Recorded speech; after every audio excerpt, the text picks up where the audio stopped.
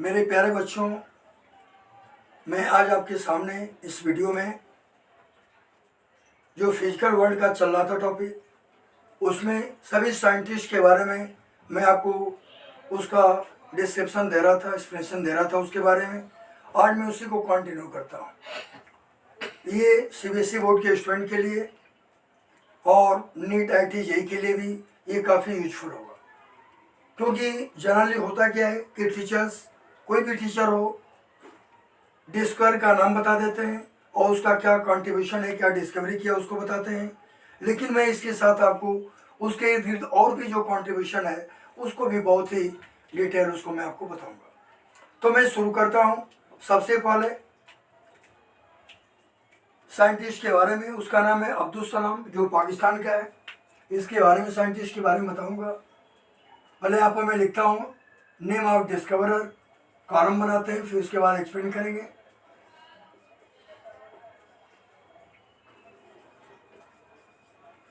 Name of discoverer, फिर उसके बाद जो है नेटिव कंट्री, यानी वह साइंटिस्ट किस देश का रहने वाला है, नेटिव कंट्री। फिर उसके बाद उसका डिस्कवरी क्या है या कंट्रीब्यूशन क्या है साइंस के फील्ड में, डिस्कवरी और ऑब्लिक कंट्रीब्यूशन।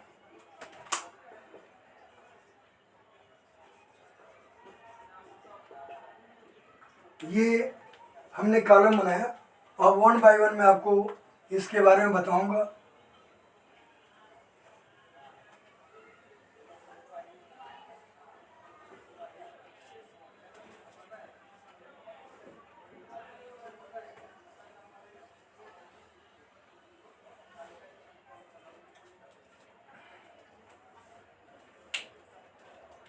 और मैं सबसे पहले शुरू करता हूं आपके सामने। जो पाकिस्तान के साइंटिस्ट थे उनका नाम था अब्दुल सलाम। उन्होंने क्या बताया था? Unification of weak and strong electromagnetic interaction. ये साइंटिस्ट का नाम है।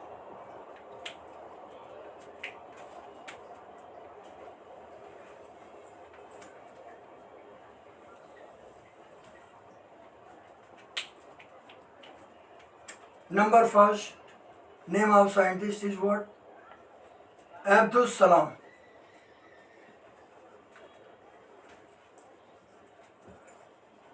Abdul Salam, he was the scientist, he was the physicist of Pakistan.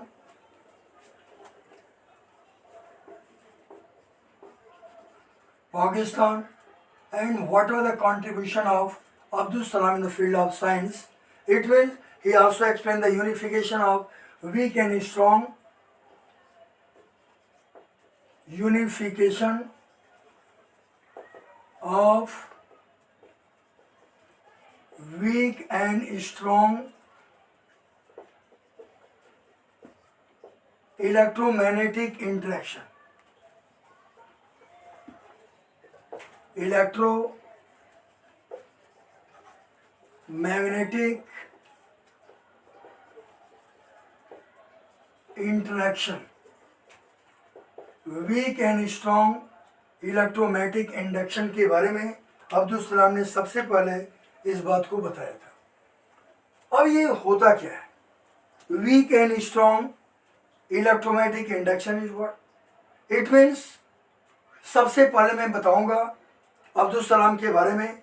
इन्होंने सबसे पहले जो आइंस्टीन की, अल्बर्ट आइंस्टीन की थियरी ऑफ रिलेटिविटी थी, उसके बारे में इन्होंने उसमें कुछ करेक्शन किया था, कुछ इम्प्रूवमेंट किया था और अपनी नई थियरी को भी दिया था। तो इनका कंट्रीब्यूशन थियरी ऑफ रिलेटिविटी में भी रहा है, एज वेल एज उसी प्रकार unification of weak and strong electromagnetic interaction में। माने वीक और स्ट्रॉन्ग इलेक्ट्रोमैग्नेटिक इंटरेक्शन, जो इंटरेक्शन होते हैं उनमें क्या को रिलेशनशिप होता है, उस को रिलेशनशिप को सबसे पहले इन्होंने उसको आइडेंटिफाइड किया था, उसको बताया था। इसी आधार पर अब्दुल सलाम को प्राइज से भी उसको सम्मानित किया गया था इसी कंट्रीब्यूशन के बारे में। और अब्दुल सलाम में और भी कुछ चीज़ें जो मैथमेटिकल हैं, फिजिक्स से रिलेटेड हैं, उसके बारे में भी उनका कंट्रीब्यूशन है जो कि अपने कंट्री को दिया, पूरे ऑल ओवर वर्ल्ड को भी दिया। तो इस तरह से weak and strong electromagnetic interaction के अलावा उन्होंने क्या बताया, उन्होंने थ्योरी ऑफ इलेक्ट्रिसिटी में भी इम्प्रूवमेंट किया। अब मैं इसके बाद बताऊंगा एक दूसरे साइंटिस्ट का नाम है, वो उसका नाम क्या है, आर एप्लेटन उसका नाम है। आर एप्लेटन इंग्लैंड के रहने वाले थे। उनका कॉन्ट्रीब्यूशन क्या था, exploration of ionosphere. R Appleton. Number second scientist का नाम है R Appleton, whose native country is England and who contributed to the all over world about the topic what, exploration of ionization. Exploration of ionization. Ionization का जो exploration है उसके बारे में इन्होंने बताया था। तो एप्लेटन महोदय इंग्लैंड के साइंटिस्ट थे। उन्होंने सबसे पहले एक्सप्लोरेशन ऑफ आयोनाइजेशन, आयोनाइजेशन कैसे होता है, कोई भी चार्ज पार्टिकल जो होते हैं वो कैसे आयोनाइज हो जाते हैं, मैंने उसकी थ्योरी आपको शुरू में बताया था कि एटम तो इलेक्ट्रिकली न्यूट्रल होता ही है। क्यों, उसका रीजन क्या है, क्योंकि एटम में, किसी भी एटम में जो निगेटिवली चार्ज इलेक्ट्रॉन होते हैं उनकी संख्या जस्ट नंबर ऑफ प्रोटॉन्स के इक्वल होती है, जो प्रोटॉन न्यूक्लियस के अंदर आते हैं।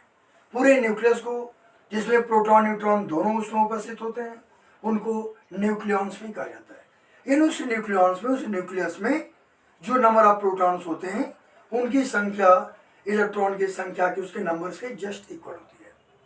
आप जैसा कि जानते हैं 1930 में मोल्टने महोदय ने ये एटॉमिक नंबर का खोज किया था। एटॉमिक नंबर उसको डिस्कवर किया था 1913 में, और साथ ही साथ उन्होंने बताया कि अगर अंडर न्यू और जेड के बीच में ग्राफ प्लॉट किया जाता है तो ग्लॉट स्ट्रेट लाइन आती है। यानी हर एलिमेंट का, चाहे पीरियोडिक टेबल में लिया जाए जो मॉडर्न पीरियोडिक टेबल है, तो उसमें एलिमेंट के फिजिकल एंड केमिकल प्रॉपर्टी क्या होते हैं, उसके एटॉमिक नंबर के ही पीरियोडिक फंक्शन होते हैं। इट मीन्स एटॉमिक नंबर को ही बेस माना गया, क्योंकि एक फार्मूला क्या होता है, atomic number is equal to number of electron is equal to number of proton.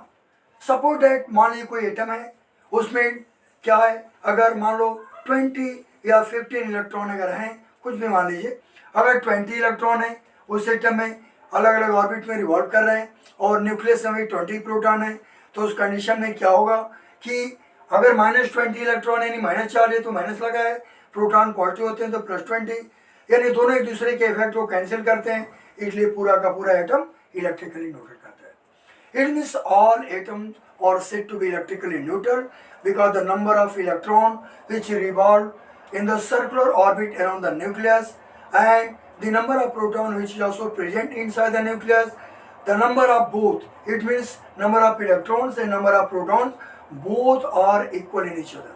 It means the number of electron protons are equal in each other and both cancel to the effect to each other, and hence you can say all the atoms are electrically neutral. यही कारण है कि पूरे atoms electrically neutral होता है, इसका reason ही होता है। दूसरी बात मैं आपको बताऊंगा कि किसी भी एटम से, क्योंकि इलेक्ट्रॉन थ्योरी के अकॉर्डिंग हम इस बात को प्रूव कर चुके हैं कि कहीं भी एक्सचेंज के लिए इलेक्ट्रॉन ही रिस्पॉन्सिबल होते हैं। जब इलेक्ट्रिसिटी हम आपको पढ़ाएंगे सेकेंड ईयर का, तो उसमें बहुत ही डिटेल आपको बताएंगे इंसान के शरीर में, आकाश में बिजली, पौधों में, मछलियों में कैसे बिजली पैदा होती है, कितने वोल्ट की पैदा होती है, इंसान के शरीर में कितने वोल्ट की पैदा होती है, ये सब इलेक्ट्रिसिटी का हम सेकेंड ईयर का फर्स्ट चैप्टर जब शुरू करूंगा उसमें पूरी डिटेल बताऊंगा। लेकिन हम आपको ये बताएंगे कि electron according two electron theory और क्वांटाइजेशन और शॉर्ट के अकॉर्डिंग इस बात को प्रूव कर सके हैं कि किसी भी ट्रांजेक्शन में, कहीं भी लेन देन में इलेक्ट्रॉन ही रिस्पॉन्सिबल होते हैं। इट मीन जितने भी इलेक्ट्रॉन हैं वो हम उसको आउटर मोस्ट में या ग्राउंड स्टेट, एक्साइटेड स्टेट जहाँ भी हो, हम उसको चाहेंगे तो बाहर से एनर्जी देकर उस इलेक्ट्रॉन को हम ऑर्बिट से रिमूव कर सकते हैं। सपोज डेट अगर कुछ इलेक्ट्रॉन मान लो, अगर 10 या 20 कुछ भी मान लो, अगर 10 इलेक्ट्रॉन ही है, हमने -10 मान लिया, उसमें माइनस चार्ज है, हमने उसमें से 2 इलेक्ट्रॉन को निकाल दिया अगर -10 इलेक्ट्रॉन से, तो उसी संख्या कितनी बची? -8 बची। लेकिन प्रोटॉन तो 10 ही हैं। दोनों में डोमिनेंट कौन है? वो +10 है, -10 है, दोनों का डिफरेंस निकालोगे +2 आएगा। यानी पूरा का पूरा जो एटम था वो +2 माने प्लस की अधिकता है, एक्सेस है, यानी वो पूरा एटम क्या हो गया? वो एटम पॉजिटिवली चार्ज में कन्वर्ट हो गया। उस पॉजिटिव चार्ज का नाम क्या होता है? कैटायन कहलाता है। उसी प्रकार अगर हम बाहर से किसी अदर सोर्स से हम उस एटम को जो जिसमें -10 इलेक्ट्रॉन +10 प्रोटॉन है, हमने 2 इलेक्ट्रॉन उसमें डाल दिया उस एटम के अंदर बाहर से अदर सोर्सेज से, तो उस कंडीशन में क्या होगा कि इलेक्ट्रॉन जो -10 थे -2 और उसमें आ गया तो उसकी संख्या -12 हो जाएगी और प्रोटॉन की संख्या पहले से +10 है ही। डोमिनेंट दोनों में कौन होगा? दोनों का डिफरेंस क्या होगा? -2 होगा, क्योंकि माइनस ज़्यादा है, -12 है, ये +10 है, तो दोनों का डिफरेंस -2 आएगा। यानी पूरा का पूरा आइटम क्या हो जाएगा? वो नेगेटिवली चार्ज हो जाएगा। यानी नेगेटिवली चार्ज एटम्स को हम क्या बोलते हैं? उसको एनायंस बोलते हैं। इस तरह से एटम तो नॉर्मल वे में इलेक्ट्रिकली न्यूट्रल होता है, उस पर 0 चार्ज होता है, लेकिन अगर इलेक्ट्रॉन का ट्रांजेक्शन हो, एक्सचेंज हो, कुछ इलेक्ट्रॉन डाले जाएं या निकाले जाएं, तो वो केटायन या एनायंस में कन्वर्ट हो जाता है। इस तरह से जो आयोनाइजेशन हमने बताया, इसी तरह से आकाशीय जो बिजली होती है, हम आयनोस्फीयर के बारे में आएंगे, थोड़ा इसके बारे में बताया। क्योंकि जो आकाशीय स्पेस इलेक्ट्रिसिटी होती है, आकाशीय बिजली होती है, वो करीब 1 करोड़ वोल्ट तक होती है, उससे ज़्यादा होती, कम नहीं होती है। और वह बिजली जो आकाशीय बिजली है, आपको जानकर आश्चर्य होगा कि जो मैटर का, हमने आपको इसके पहले शायद बताया था कि जो छठा स्टेट है, स्टेट ऑफ मैटर का, वो प्लाज्मा स्टेट है। सन पर जितनी चीज़ें हैं, आयरन, निकिल, कोबाल्ट, वो सॉलिड लिक्विड गैस में नहीं है, बल्कि गैस से भी जब उसके इलेक्ट्रॉन अलग हो जाते हैं, एक गैसीय क्लाउड फॉर्मेशन करते हैं, तो वह स्टेट कोर, जो सन का कोर, स्टार का कोर है, उसमें वही प्लाज्मा स्टेट के रूप में वो गैसेस, पॉजिटिव चार्ज गैसेस के जो आयंस होते हैं, जो कैटायंस होते हैं, वो एक क्लाउड बना लेते हैं पॉजिटिव चार्ज का, और वही क्या कहलाता है? प्लाज्मा स्टेट कहलाता है। तो हमारे जो स्पेस इलेक्ट्रिसिटी जो चमकते हुए आती है थंडरबोल्ट के फॉर्म में, तो वो प्लाज्मा स्टेट में ही होती है। पूरे वर्ल्ड में आपको मालूम है, भूटान एक ऐसा जगह है जहाँ हर मिनट, हर सेकेंड वहाँ बिजली चमकती रहती है। माने दुनिया का जो सबसे ज़्यादा जो इलेक्ट्रिक स्पॉट, इलेक्ट्रिक जो स्पेस इलेक्ट्रिसिटी जो चमकती है, ग्लो करती है, वो भूटान में करती है। तो भूटान क्या है? एक ऐसा राज्य है भूटान, एक ऐसा कंट्री है जिसको आप कह सकते हैं कि वहाँ पर सबसे ज़्यादा थंडरबोल्ट या स्पेस इलेक्ट्रिसिटी वहाँ चमकती है। वैसे भी देखा जाता है पूरे वर्ल्ड में कोई ऐसा सेकंड बाकी नहीं होगा जहाँ कहीं न कहीं से बिजली नहीं चमक रही होगी। नहीं, थंडरबोल्ट हमेशा वो गरज के साथ, जो आंधी तूफान बारिश होती है, लेकिन साथ में इलेक्ट्रिक स्पॉट भी होती है, इलेक्ट्रिक भी चमकती है। तो इस तरह से प्लाज्मा स्टेट में ये पाई जाती है इलेक्ट्रिसिटी। उधर सन के अंदर जो भी चीज़ें हैं, स्टार्स के कोर में जो भी चीज़ें हैं, वो सभी प्लाज्मा स्टेट में होती है। मैंने जैसा कि बताया था कि जनरली आप पढ़े होंगे इलेक्ट्रॉन, प्रोटॉन, न्यूट्रॉन, ये क्या होते हैं? ये 3 फंडामेंटल पार्टिकल होते हैं किसी भी एटम में। लेकिन इसके अलावा और भी 3 पार्टिकल हैं, जैसे क्वार्क होता है, नंबर 4, नंबर 5 जो है वो क्या होता है? क्वार्क के बाद क्या होता है? वेन्स पार्टिकल कहते हैं, या इसको गॉड पार्टिकल कहते हैं। इसके बारे में प्रयोग चल रहा है फ्रांस और स्विट्जरलैंड के बीच में। 30 किलोमीटर लंबी टनल है, उसके अंदर गॉड पार्टिकल को 2 अपोजिट डायरेक्शन से उसको टकराया जा रहा है। अलग उसके लिए एक्सपेरिमेंट है, उसका नाम है हेड्रन कोलाइडर एक्सपेरिमेंट। इस एक्सपेरिमेंट के थ्रू उस पर ये रिसर्च चल रहा है, एक्सपेरिमेंट चल रहा है। वो अगर एक्सपेरिमेंट सफल हो जाता है तो हमें ये पता चलेगा कि हमारे ब्रह्मांड की, कॉस्मोस की ओरिजिन कब हुई, सोलर सिस्टम कब बना, हमारे गैलेक्सी कब बने, नेबुला कब बने, हमारा यूनिवर्स और जो मल्टीवर्स का निर्माण कब हुआ, ये सब जो गुत्थियाँ हैं वो सुलझ जाएंगे। अभी एक्सपेरिमेंट कंटिन्यू चल रहा है। तो बीच में कुछ गड़बड़ी आई थी, लेकिन फिर वो करेक्शन किया गया, उसमें इम्प्रूवमेंट हुआ, फिर वो जो उनका एपरेटस इंस्ट्रूमेंट है वो फिर कार्य कर रहा है।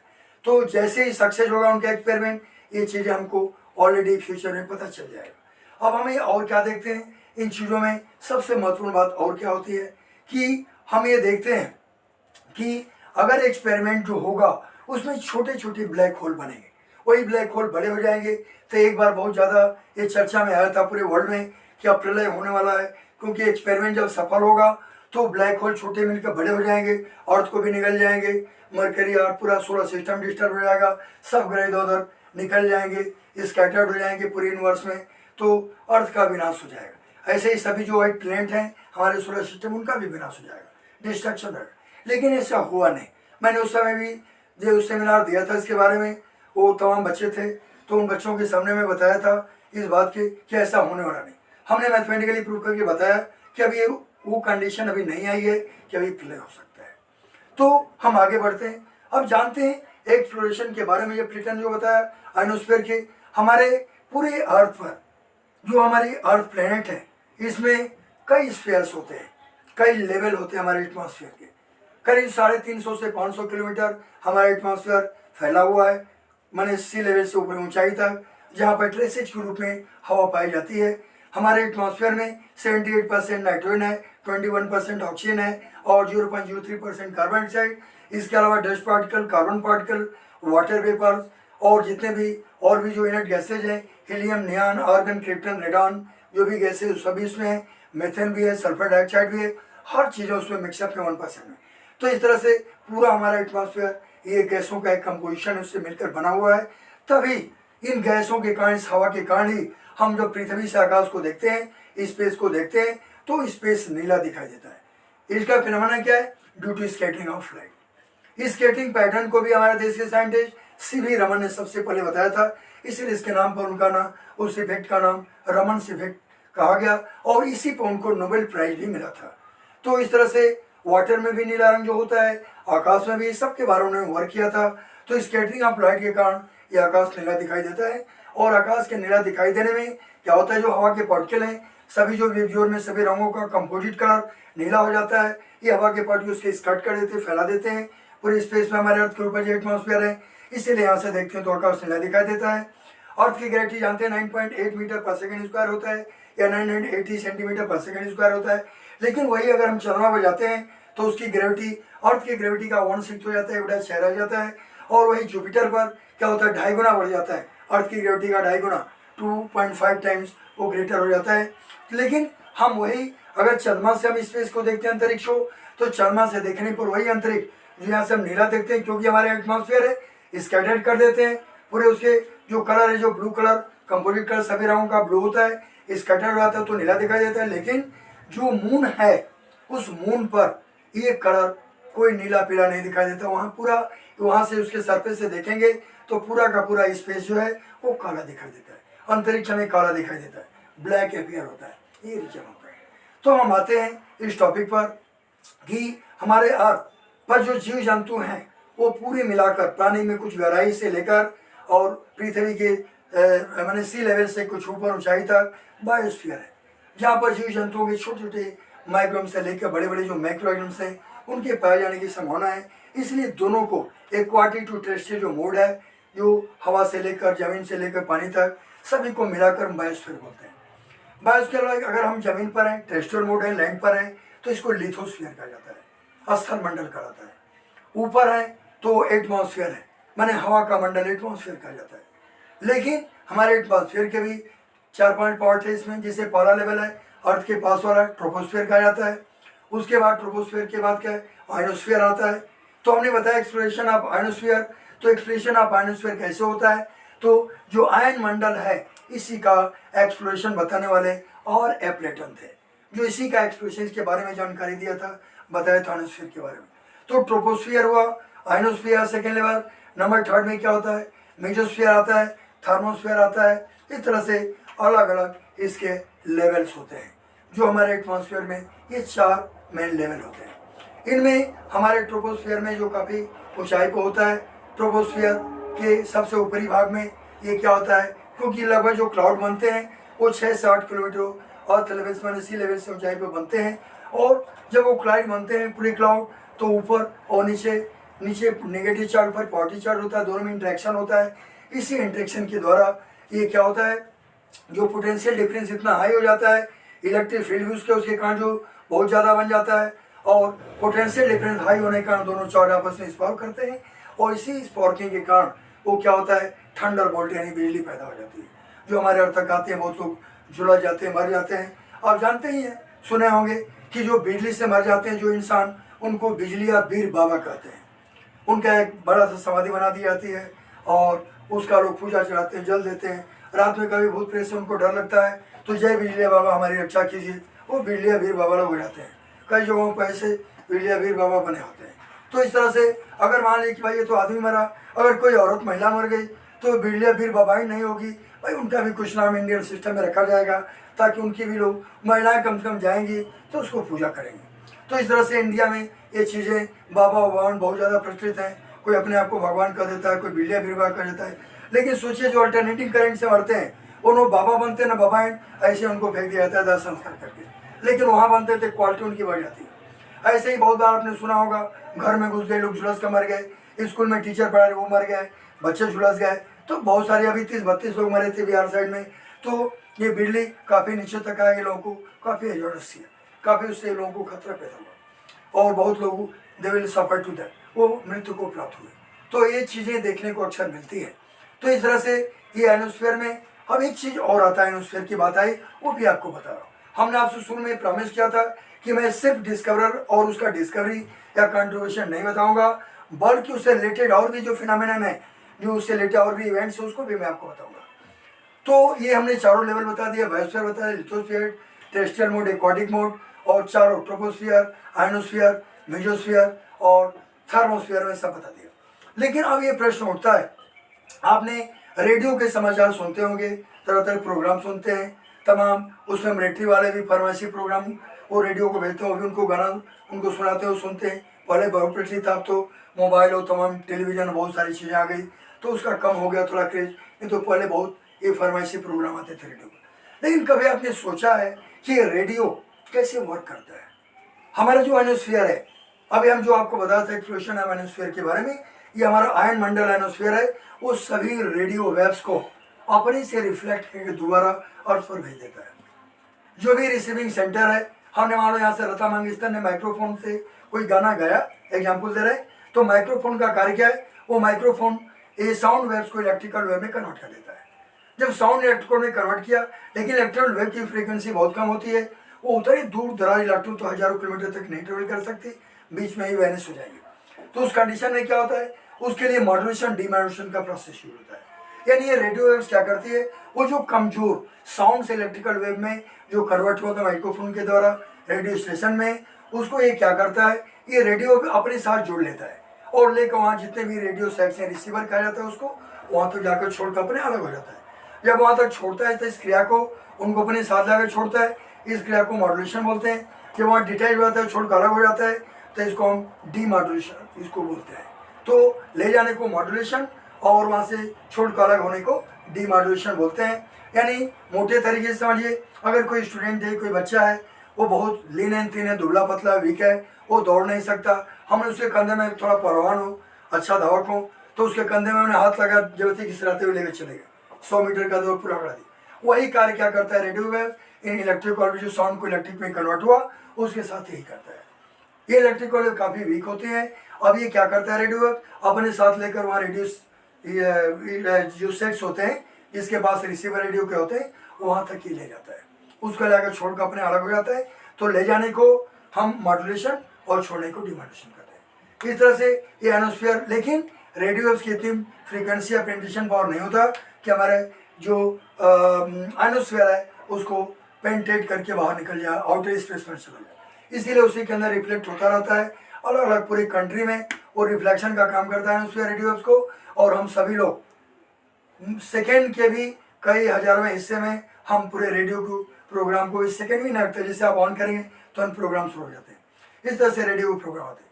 लेकिन वही माइक्रोवेव्स जो होता है वो हमारा एटमॉस्फेयर को पेनिट्रेट करके काफ़ी दूर आउटर स्पेस में चला जाता है, लाइट ईयर्स में पहुंच जाता है। वो माइक्रोवेव जिसकी लिमिट है 10⁻25 मीटर, एक के आगे 25 जीरो बढ़ाओ उतना मीटर माइक्रोवेव जाता है पेनिट्रेट करके, जिससे हम तरह तरह के गैलेक्सीज के बारे में, स्टार्स के बारे में, प्लैनेट्स के बारे में, जो भी सेलेस्टियल ऑब्जेक्ट्स उसकी हम जानकारी हम माइक्रोवेव कम्युनिकेशन के द्वारा कर लेते हैं। हमारा टेलीविज़न है, रडार है, ये सब माइक्रोवेव कम्युनिकेशन पर ही आधारित है, इस पर वर्क करते हैं। तो ये रहा हमारा आयनोस्फीयर के बारे में। हमने रेडियो के बारे में बताया, टेलीविजन में भी यूज होता है माइक्रोवेव, रेडियो में रेडियो वेव्स होता है। तो ये पूरा आयनोस्फीयर की हमने पूरी हिस्ट्री आपको बता दिया। अब हम आपको बताएंगे अब ये quantum model of hydrogen atom क्या होता है। ये साइंटिस्ट थे, उनका नाम था नील्स बोर, जो डेनमार्क के रहने वाले थे। नंबर 3 साइंटिस्ट आते हैं, उनका नाम था नील्स बोर, जो डेनमार्क के रहने वाले थे। उन्होंने क्या कंट्रीब्यूशन दिया? डेनमार्क के रहने वाले इस वैज्ञानिक ने quantum model of hydrogen atom को बताया। ही also propose the quantum model of hydrogen atom. Hydrogen atom का क्वांटम मॉडल सबसे पहले नील्स बोर महोदय ने बताया। आप जैसा कि जानते हैं, आप लोअर क्लासेज में, एसएससी में, हाई स्कूल में पढ़े होंगे, ये तरह तरह के जो एटॉमिक थ्योरी के बारे में से डाल्टन ने सबसे पहले तो हमारे देश के महर्षि थे, खराद, उन्होंने परमाणु शब्द दिया। उसके बाद लुसिफस लुक्रीटस ने भी इसके बारे में अपने कॉन्सेप्ट को दिया। उसके बाद फिर क्या हुआ, हमारे और भी जो साइंटिस्ट आए, जैसे थॉमसन ने वाटरमेलन मॉडल, या उसको तरबूज मॉडल भी कहते हैं हिंदी में, तो प्लम पडल मॉडल भी कहा जाता है। ये मॉडल देने वाले ये कौन थे? ये जे थॉमसन थे, जिन्होंने 1897 में सबसे पहले इलेक्ट्रॉन को डिस्कवर किया।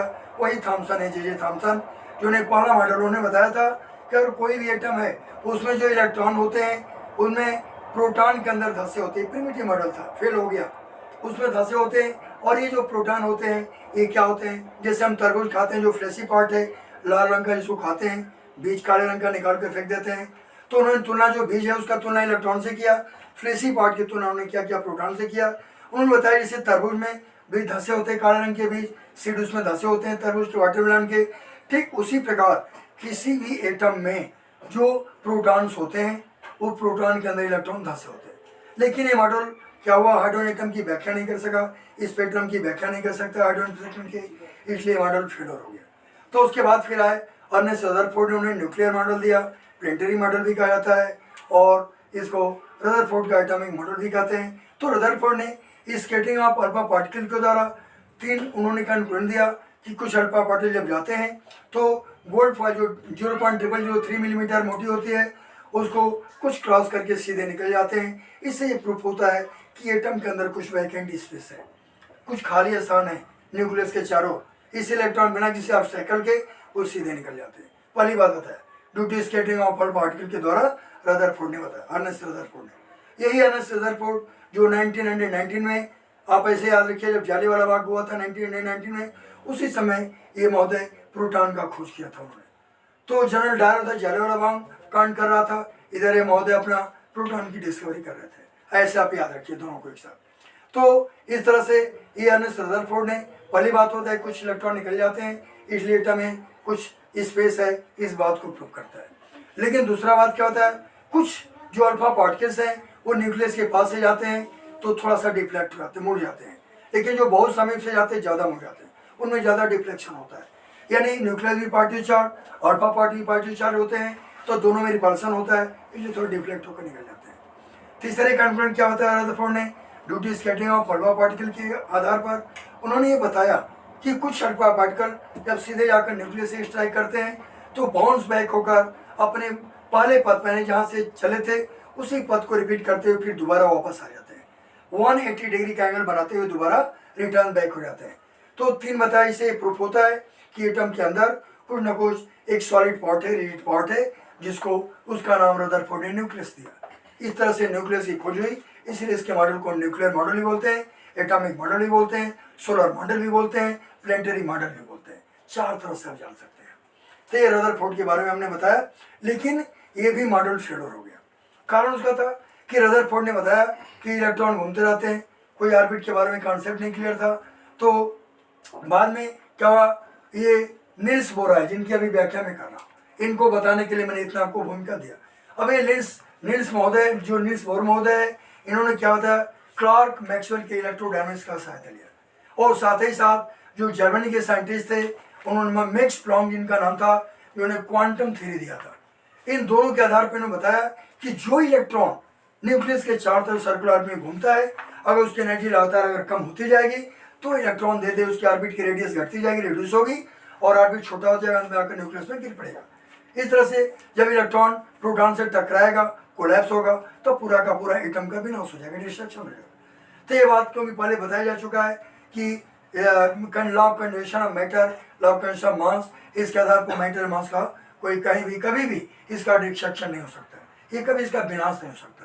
बट कि it means the matter can neither create nor destroy but it can transform from one form to another form। इसको हम एक फॉर्म से दूसरे फॉर्म में उसको ट्रांसफॉर्म तो कर सकते हैं, लेकिन डिस्ट्रक्शन नहीं हो सकता है, ये संभव नहीं है। तो इसलिए रदरफोर्ड की थ्योरी वहाँ पर गलत हो गई। फिर कमियां क्या रह गई रदरफोर्ड में, ड्रॉबैक्स क्या था? रदरफोर्ड का एटॉमिक मॉडल जो था इस बात को बताने में असफल रहा कि जो स्पेक्ट्रम जो होता है उस स्पेक्ट्रम में जो पतली पतली जो रेखाएं होती हैं, वो जो फाइन स्ट्रक्चर होते हैं, उसकी व्याख्या करने में, एक्सप्लेन करने में ये असफल रहा, जो रदरफोर्ड का मॉडल था। तो इस तरह से साथ ही साथ यहाँ जब असफल हो गया, ये मॉडल अनसक्सेसफुल हुआ, तो उसके बाद तीसरे नंबर पर आते हैं नील्स बोर महोदय। नील्स बोर ने भी अपना मॉडल प्रस्तुत किया, प्रपोज किया सबसे पहले, उसको नील्स बोर का एटॉमिक मॉडल कहा जाता है। इन्होंने मैक्स, जो जर्मन साइंटिस्ट थे मैक्स प्लॉन्क, उनके मैक्स प्लॉन्क की जो एटॉमिक जो क्वांटम थ्योरी है, उस क्वांटम थ्योरी का सहायता लिया, उसके आधार पर उन्होंने इस मॉडल को प्रपोज किया। नील्स बोर ने अपने मॉडल में क्या बताया? पहली बात, नील्स बोर महोदय जो हमने आपको बताया quantum model of hydrogen atom, hydrogen atom का क्वांटम मॉडल भी इन्होंने सबसे पहले प्रपोज किया। और साथ ही साथ जो एटॉमिक मॉडल है उसको भी, किसी भी एटम के बारे में उसको भी इन्होंने प्रपोज किया। पहली बात उन्होंने बताया कि जितने भी नेगेटिव चार्ज इलेक्ट्रॉन्स होते हैं वो इस सर्कुलर ऑर्बिट में रिवॉल्व करते हैं। फिर दूसरी बात उन्होंने क्या बताया? दूसरी बात ये बताया कि जो नेगेटिव चार्ज इलेक्ट्रॉन जो रिवॉल्व करते हैं सर्कुलर ऑर्बिट में, उन ऑर्बिट की एक निश्चित स्पेसिफिक ऑर्बिट होती है, एक विशेष ऑर्बिट होती है, उसी विशेष ऑर्बिट में ही ये नेगेटिव चार्ज इलेक्ट्रॉन क्या करते हैं, उसमें रिवॉल्व करते हैं, घूमते रहते हैं। और ये जो इलेक्ट्रॉन घूमते हैं, इन इलेक्ट्रॉनों की एक निश्चित ऊर्जा होती है, एनर्जी होती है। वो एनर्जी हम E=h और E=c/λ के द्वारा फाइंड कर सकते हैं। इसमें H प्लॉन्क कांस्टेंट है, C वेलोसिटी ऑफ लाइट है, लैम्डा वेवलेंथ है लाइट का। तो इस आधार पर हम उसके वेवलेंथ को फाइंड आउट कर सकते हैं। तो ये दूसरी बात होता है कि स्पेसिफिक ऑर्बिट में घूमती है, और उस ऑर्बिट की एनर्जी क्या होती है, उस ऑर्बिट के लिए क्वांटम एनर्जी कहलाती है। इसी से क्वांटम एनर्जी उत्पन्न हुआ इस मॉडल के बाद। वही क्वांटम एनर्जी जो h/c/λ के द्वारा फाइंड करते हैं, उसी क्वांटम एनर्जी के द्वारा इलेक्ट्रॉन अपने स्पेसिफिक ऑर्बिट में रिवॉल्व करते हैं। उसके बाद उन्होंने और क्या होता है, जो नेगेटिव चार्ज इलेक्ट्रॉन न्यूक्लियस के चाहते जो सर्कुलर ऑर्बिट में रिवॉल्व करते हैं, घूमते हैं, उन इलेक्ट्रॉन्स के बारे में उन्होंने क्या बताया, ये जो इलेक्ट्रॉन्स होते हैं जो सर्कुलर ऑर्बिट में घूमते हैं, इन इलेक्ट्रॉन्स की एक विशेष एंगुलर मोमेंटम होता है जिसको MBR कहते हैं। ये MBR किसके डायरेक्टली प्रोपोर्शनल होता है? NH/2π के डायरेक्टली प्रोपोर्शनल होता है। यानी ऐसे कह सकते हैं MBR = NH/2π। H प्लॉन्क कांस्टेंट 2π जानते हैं, 22/7 या 3.145 का वैल्यू। N जो है इसको प्रिंसिपल क्वांटम नंबर कहते हैं, यानी जो नंबर ऑफ सेल्स 1 2 3 KLMNM जो एनर्जी लेवल या सेल कहा जाता है उसको एक्सप्रेस करते हैं। M इलेक्ट्रॉन का मास है, V इलेक्ट्रॉन की वेलोसिटी है जो ऑर्बिट में रिवॉल्व करता है, और क्या ऑर्बिट का रेडियस होता है। इस तरह एंगुलर मोमेंटम के आधार पर हम क्या कर सकते हैं, इलेक्ट्रॉन या जो भी मूविंग पार्टिकल है, इलेक्ट्रॉन हो या कुछ भी हो, तो उसका एंगुलर मोमेंटम को भी इसी आधार पर फाइंड कर सकते हैं। चौथी बात क्या होता है, अगर इलेक्ट्रॉन अपने ऑर्बिट में जो न्यूक्लियस के पास की ऑर्बिट होती है उसको ग्राउंड स्टेट बोलते हैं, न्यूक्लियस के दूर की ऑर्बिट को एक्साइटेड स्टेट। अगर कोई इलेक्ट्रॉन ग्राउंड स्टेट से एक्साइटेड में जंपन करता है तो एनर्जी को एब्जॉर्ब करता है। पांचवा पॉइंट उन्होंने क्या होता है, फिफ्थ पॉइंट क्या होता है, इसी तरह से सिमिलरली अगर कोई इलेक्ट्रॉन एक्साइटेड स्टेट से ग्राउंड स्टेट में आता है तो एनर्जी को लिबरेट करता है, इमिट करता है, निकालता है, रिलीज करता है। यानी आप मोटे में समझिए कि भाई आप बहुत लीन थिन दुबले पतले हैं, सीढ़ी पर आप 4th फ्लोर पर 5th फ्लोर पर रहते हैं या 10वें मंजिले पर रहते हैं, कहीं रहते हो, आपको नीचे से ऊपर जाना है, लिफ्ट बिगड़ गया, काम नहीं कर रहा है, सीढ़ी से जाना है, तो जब तक ग्लूकॉन डी 4-6 पैकेट नहीं लेंगे, पानी 1 बाल्टी नहीं पिएंगे, तब तक वो एनर्जी नहीं आएगी, तब तक आप सीढ़ी से ऊपर नहीं चढ़ पाएंगे। फिर नीचे रह जाएंगे, फिर भोजन प्यास के कारण वहीं पर आपको चक्कर आने लगेगा। तो वहाँ जाने के लिए आपको क्या करना पड़ेगा, एनर्जी एब्जॉर्ब करेगा। इंसान को एनर्जी कहाँ मिलेगी, ग्लूकॉन डी से मिलेगी। आपने देखा होगा तमाम एडवर्टाइज में एक लीन एंड फिन आता है चश्मा लगाए हुए, वो आता है, ऐसे घुसता है, मारता कुल सब कुछ, दरवाजा ये खिड़की का टूट टाट कर वो निकल जाता है। कैसे निकलता है भाई? क्योंकि ग्लूकॉन डी पिया है, वो तोड़ ताड़ के बाहर आ जाता है। तो उसी तरह इलेक्ट्रॉन भी क्या है, मैंने उसको एनर्जी चाहिए चढ़ने के लिए ग्लूकॉन डी की तरह। उसी तरह इलेक्ट्रॉन को भी जब वो ग्राउंड से एक्साइटेड में जाता है तो उसी तरह उसको भी एनर्जी एब्जॉर्व करते रहनी चाहिए, तभी वो जा पाएगा एक्साइटेड में, नहीं तो वही रहने पर नहीं जा पाएगा। तो इस कंडीशन में वो एनर्जी को एब्जॉर्व करता है जब ग्राउंड स्टेट से एक्साइटेड में जाता है। उसके बाद वही इलेक्ट्रॉन जब एक्साइटेड से ग्राउंड में आता है एनर्जी रिलीज करता है। अरे भाई आपका कोई दुश्मन है, आप छत पर ले गए 10वीं मंजिल, उसको वहाँ से ढकेल दिया, नीचे आ गया गिरते हुए सुपरमैन की तरह, तो उसकी आत्मा परमात्मा में अपने आप विलीन हो जाएगी, यानी पूरी उसकी एनर्जी निकल गई। उसी तरह इलेक्ट्रॉन जब एक्साइटेड से ग्राउंड में आएगा तो एनर्जी को रिलीज कर देता है, जैसे अभी हमने आपको एग्जाम्पल दिया। उसी तरह से मसाला के साथ, इसलिए मैं बोला कि कभी भूलेगा नहीं, आपको याद रहेगा। तो इस तरह से चीज़ें क्या है, ये नील्स बोर ने क्वांटम मॉडल ऑफ हाइड्रोजन को सबसे पहले देना थे। अब ये लास्ट इनके बारे में हम आपको इंट्रोड्यूस करेंगे कि इनके मॉडल की कमियां, लिमिटेशन, ड्रॉबैक्स क्या थे। पहली बात तो जो नील्स बोर मॉडल जो था उसकी जो कमियां, पहली नंबर थी कि ये स्पेक्ट्रम, जो हाइड्रोजन स्पेक्ट्रम है उसमें जो लाइन स्ट्रक्चर होता है, तो फाइन जो लाइन्स पाई जाती है उनके स्ट्रक्चर में फाइन स्ट्रक्चर की व्याख्या नहीं किया। माने हर लाइन में ही पतली पतली, बहुत ही पतली पतली माइन्यूट, बहुत ही शॉर्प उसमें रेखाएं होती, लाइन्स होती हैं, उसकी ये व्याख्या नहीं कर सका, इसलिए मॉडल ये फेल हो गया। दूसरी बात उन्होंने क्या बताया, जो मल्टी आयंस या मल्टी जो ऐसे जो चार्ट पार्टिकल्स होते हैं कैटायन आयंस, उनके बारे में ये व्याख्या नहीं कर सका। तीसरी बात क्या है, ये नील्स बोर का एटॉमिक मॉडल ये जीमेल्स इफेक्ट की व्याख्या नहीं कर सका। जो जीमेल्स इफेक्ट यानी किसी मैग्नेटिक फील्ड में होता क्या है, किसी मैग्नेटिक फील्ड में कोई चार्ट पार्टिकल एंटर करते हैं तो स्प्लिट हो जाते हैं। इस तरह से ये शॉर्ट में बताया, तो जब पढ़ाएंगे इसके बारे में तो बताएंगे। तो जीमेल्स इफेक्ट की भी व्याख्या ये नहीं कर सका। तो इस तरह से ये नील्स बोर ने जो कॉन्ट्रीब्यूशन किया था, क्वांटम मॉडल ऑफ हाइड्रोजन दिया, ये नील्स बोर महोदय थे। अब ये नील्स बोर के बाद में मैं आपको बताऊंगा ये WH ब्रैग का नाम आता है। तो WH ब्रैग इंग्लैंड के रहने वाले थे, उन्होंने crystal structure of X ray बताया। तो WH ब्रैग ने क्या बताया, WH ब्रैग इन्होंने क्या बताया, ये कहाँ के रहने वाले थे ब्रैग महोदय, इंग्लैंड के रहने वाले थे। इंग्लैंड, अरे इसको यूनाइटेड किंगडम हम बोलते हैं, ब्रिटेन भी हम इंग्लैंड को बोलते हैं। ये इंग्लैंड के रहने वाले वैज्ञानिक क्या होता है, क्रिस्टल स्ट्रक्चर ऑफ एक्सरे बताया। क्या होता है, क्रिस्टल स्ट्रक्चर ऑफ एक्सरे इन्होंने बताया। एक्सरे का क्रिस्टल स्ट्रक्चर, क्रिस्टल क्या है और एक्सरे क्या है, इसको दोनों के बारे में भी जानेंगे। हमने बताया कि क्रिस्टल स्ट्रक्चर विकसित होती है, इनका कॉन्ट्रीब्यूशन और डिस्कवरी किया। लेकिन अब क्रिस्टल पर हम आते हैं, क्रिस्टल क्या है भाई, दो तरह के सॉलिड होते हैं, एक क्रिस्टलाइन सॉलिड, दूसरा एमार्फस सॉलिड। एमार्फस सॉलिड को स्यूडो सॉलिड भी कहते हैं, स्यूडो सॉलिड, एमार्फस सॉलिड। एक प्रकार का सुपर कोल्ड लिक्विड होता है, जिसे ग्लास होता है सुपर कोल्ड लिक्विड। उस तरह एमार्फस, ग्लास में एमार्फस सॉलिड होता है, सुपर कोल्ड लिक्विड होता है, और स्यूडो सॉलिड भी बोलते हैं, मैंने वास्तविक ठोस नहीं होता। लेकिन क्रिस्टलाइन सॉलिड भी जो होते हैं, अब एक क्रिस्टलाइन सॉलिड के भी कई पार्ट होते हैं, 4 पार्ट होते हैं। जैसे क्रिस्टलाइन सॉलिड नंबर फर्स्ट आता है ionic solid, second covalent solid, हमारा third molecular solid, and number 4 क्या आता है, मेटेलिक सॉलिड। ये क्रिस्टलाइन सॉलिड है। इस तरह से जो इसमें आता है, एमार्फस सॉलिड में भी कई तरह के आते हैं, जैसे कि आपको मैंने बताया चारकोल है, कोल है, चारकोल है, और उसके बाद लैम्प ब्लैक है, ये सब आते हैं। क्रिस्टलाइन के एग्जाम्पल क्या है, तो इनके एग्जाम्पल बता दिया। क्रिस्टल में डायमंड, ग्रेफाइट एंड बकमिस्टर फ्यूलेंस आते हैं। बकमिस्टर फ्यूलेंस या फ्यूलेंस भी कह सकते हैं, या इसका दूसरा नाम है बक बॉल बोलते हैं, बक बॉल कहा जाता है फ्यूलेंस को। C60, C70, C90 ये सब क्या होते हैं, ये बक बॉल। इसी के आधार पर हम सुपर कंडक्टर भी बनाते हैं आज के इस नए युग में, बक बॉल यानी फ्यूलेंस के सहयोग से, और नैनो टेक्नोलॉजी यानी नैनो ट्यूब्स का भी निर्माण होता है। तो ये सब चीज़ें इसके अंतर्गत आती हैं। तो ये क्रिस्टल जो इसका एक स्पेसिफिक ज्योमेट्रिकल स्ट्रक्चर होता है, जितने क्रिस्टल हैं जो भी हमने सभी प्रकार को बताया, जैसे डायमंड है टेट्रागोनल स्ट्रक्चर शो करता है, ग्रेफाइट हेक्सागोनल स्ट्रक्चर शो करता है। तो एक क्रिस्टलाइन स्ट्रक्चर का एक रूपरेखा होती है, एक उसका निश्चित आकार होता है। एक क्रिस्टलाइन स्ट्रक्चर का निश्चित आकार के साथ एक क्रिस्टल लैटिस से बंधे होते हैं, उनके अंदर एक क्रिस्टलाइन, एक ज्योमेट्रिकल शेप होता है, इसीलिए इसको हम क्रिस्टलाइन सॉलिड बोलते हैं। अब ये क्रिस्टल की व्याख्या मैंने किया, होता क्या है क्रिस्टल, एग्जाम्पल ही बताया। अब आते हैं एक्सरे के ऊपर। एक्सरे आप जानते हैं जैसे सनलाइट में 5 इनविजिबल, उसमें 5 उसके अंदर रेंज होते हैं।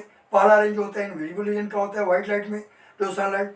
दूसरा क्या होता है, विजिबल रीजन होता है। तीसरा इंफ्रारेड रीजन, चौथा लॉन्ग रेडियो वेव्स, और पांचवा जो होता है शॉर्ट रेडियो वेव्स, जिसको हम क्या कहते हैं, हार्जियन वेव्स कहते हैं, और लॉन्ग रेडियो वेव्स को मार्कोनी वेव्स भी कहते हैं।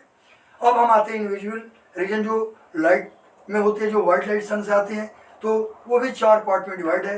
इनविजिबल रीजन पहला पार्ट को जो था उसको कॉस्मिक रे रीजन बोलते हैं, इनविजिबल होता है, इसका कोई विल्सन एस्टर गेटिंग नहीं किया था।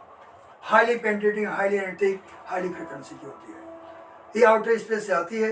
ये प्राइमरी और सेकेंडरी जैसे एंटर करते हैं एटमॉस्फेयर में, 2 पार्ट में डिवाइड होती है, प्राइमरी कॉस्मिक रे एंड सेकेंडरी कॉस्मिक रे। इनमें 79% पार्टिकल नेचर और करीब 21% ये एनर्जी के नेचर होता है, मैंने रेज फॉर्म में होती है।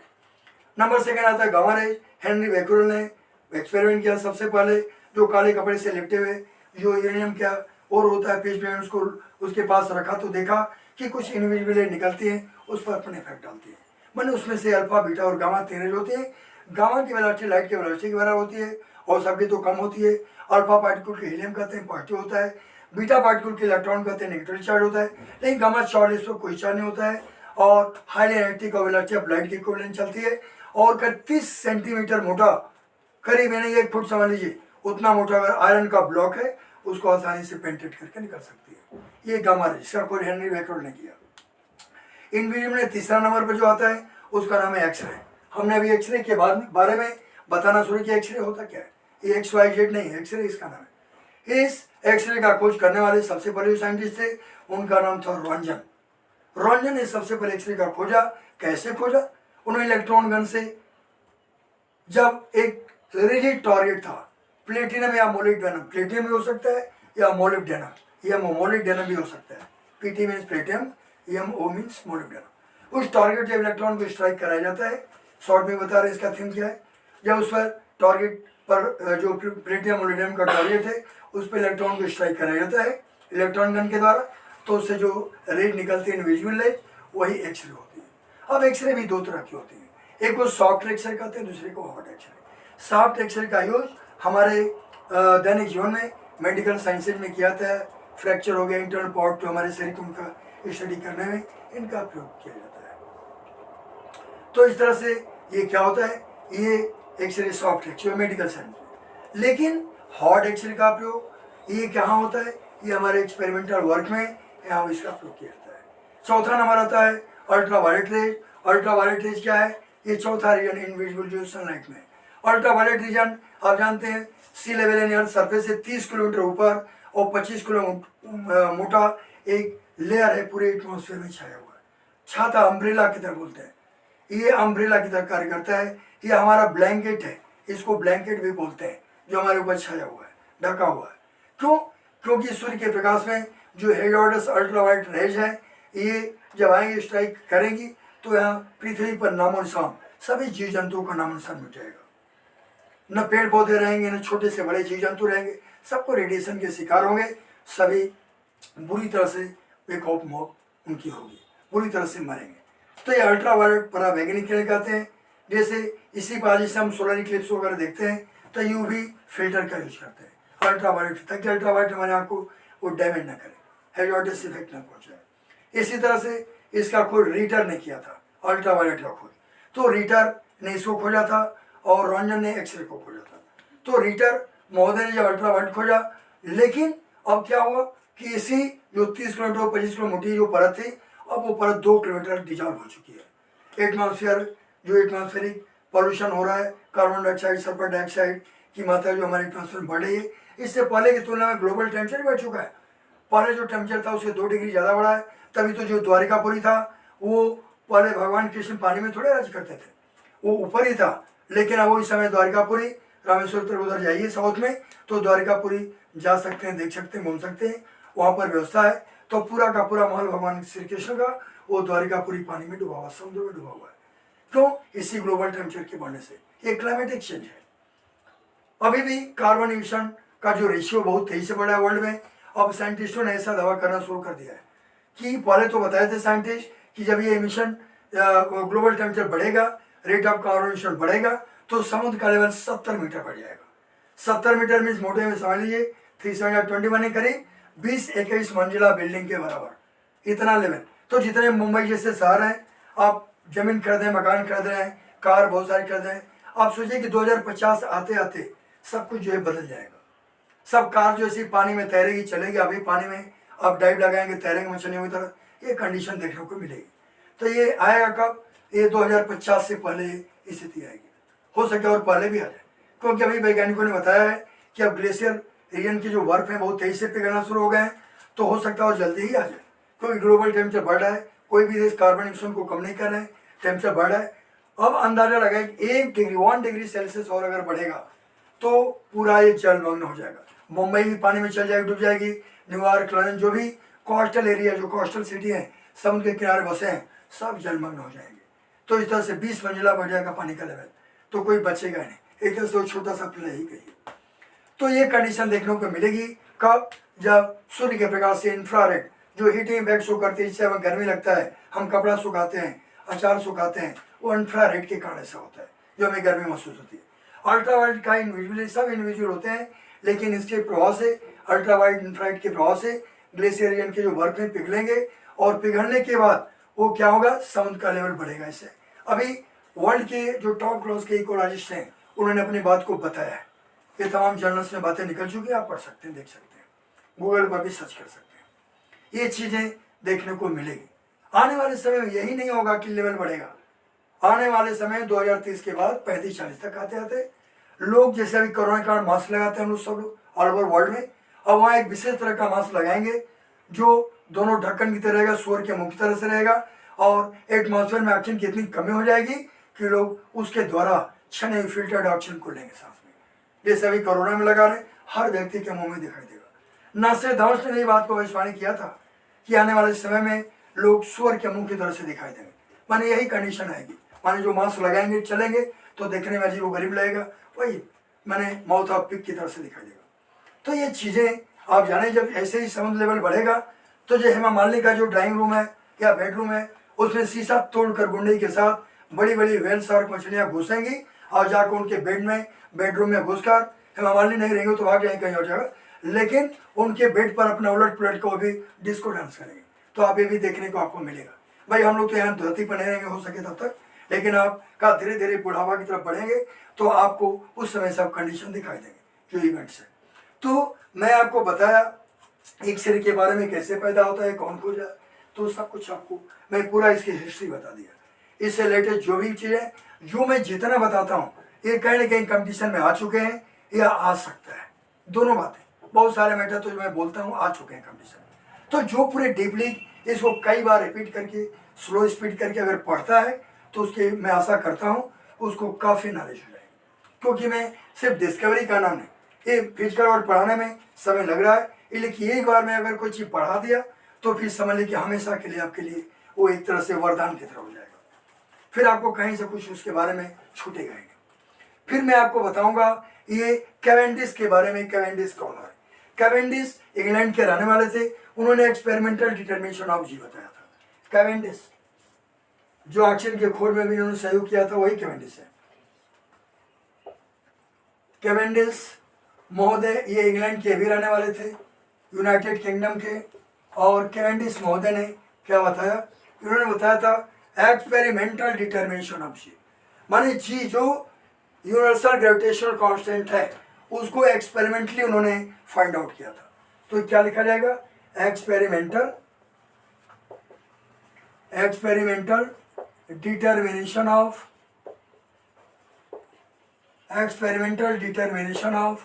जी, कैपिटल जी का एक्सपेरिमेंटल डिटर्मिनेशन किया। ये कैवेंडिश महोदय आप जानते हैं, जी के बारे में थोड़ा सा बता दूं, थोड़ा सबके बारे में कुछ झलक देंगे, आपको हाईलाइट देंगे। अब दो तरह के जी होते हैं, एक स्मॉल जी, दूसरा कैपिटल जी। स्मॉल जी को एक्सेलरेशन ड्यू टू ग्रेविटी कहते हैं। कोई कार है रेक्टिलिनियर मोशन कर रही है, तो उस कंडीशन में ट्रांसलेशन मोशन कर रही है, उस कंडीशन में क्या होगा कि जो स्मॉल जी हर ऑब्जेक्ट पर कार्य करता है, क्योंकि हर ऑब्जेक्ट को अर्थ अपने सेंटर को खींचती है, वो उसको अट्रैक्ट करती है। तो एक्सेलरेशन ड्यू टू ग्रेविटी। अगर वही कार में आपने ब्रेक लगा दिया तब तो वहाँ उसकी जो स्पीड है, उसकी जो वेलोसिटी धीरे कम होती जाएगी, और वेलोसिटी कम होने के कारण क्या होगा, जब वेलोसिटी कम होगी तो उसमें रिटार्डेशन प्रोड्यूस होगा, इसको मंदन कहते हैं हिंदी में। इसी रिटार्डेशन या मंदन को हम डिसेलरेशन भी बोलते हैं, या नेगेटिव एक्सेलरेशन कहता है।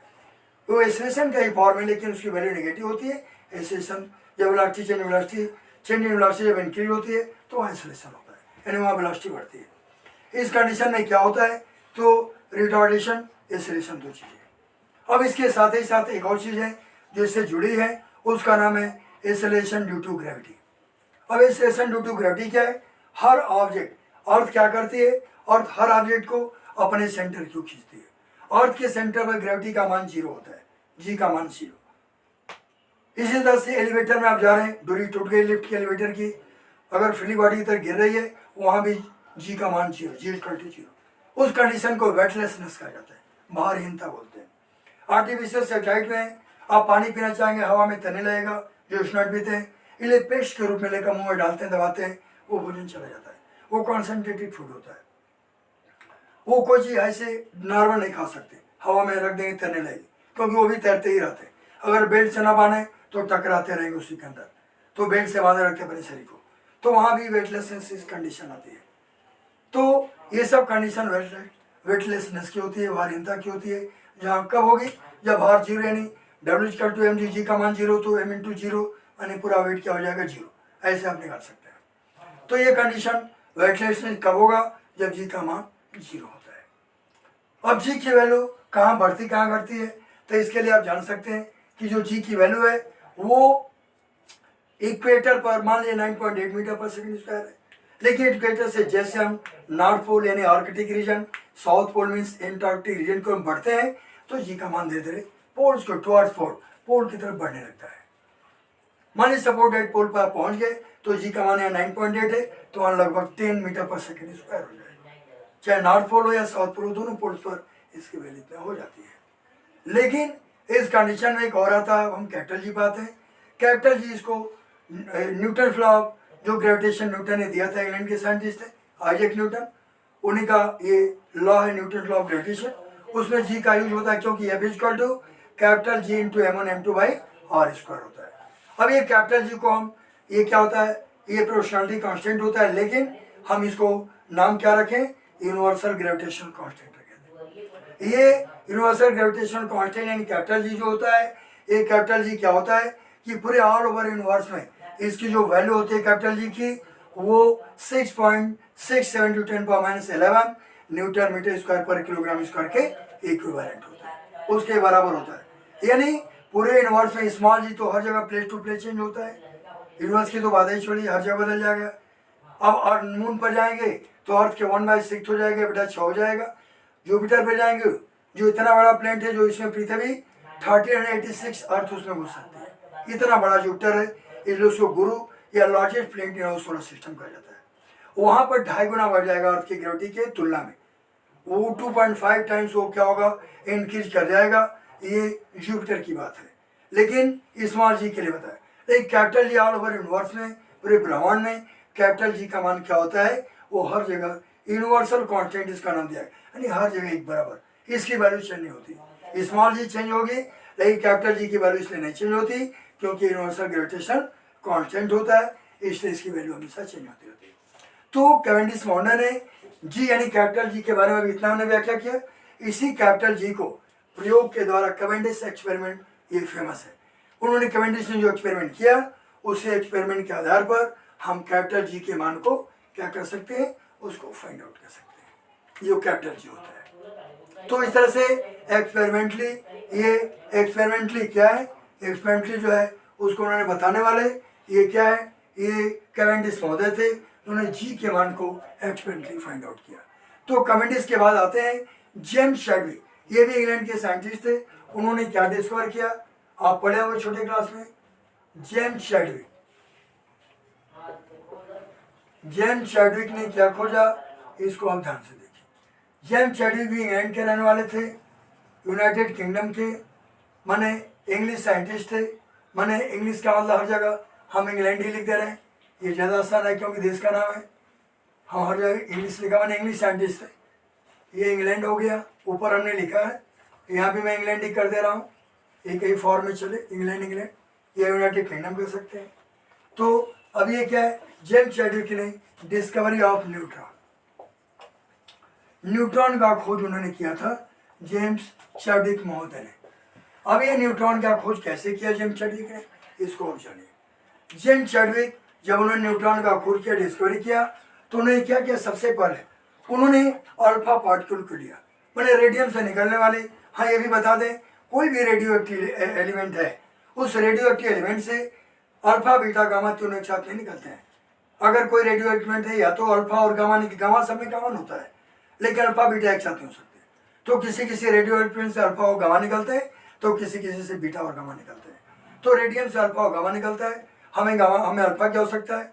तो जब जेम्स चैडविक ने अल्फा पार्टिकल्स को लेकर क्या किया, जब उन्होंने नाइट्रोजन, हमारे एटमॉस्फेयर जो नाइट्रोजन गैस है वही नाइट्रोजन है, नाइट्रोजन पर जब उन्होंने अल्फा पार्टिकल का बम्बार्डमेंट किया, तो बम्बार्डमेंट के बाद क्या देखा, उन्होंने देखा कि कार्बन उससे रिलीज होता है, प्रोड्यूस होता है, माने नाइट्रोजन कार्बन में कन्वर्ट हो जाता है।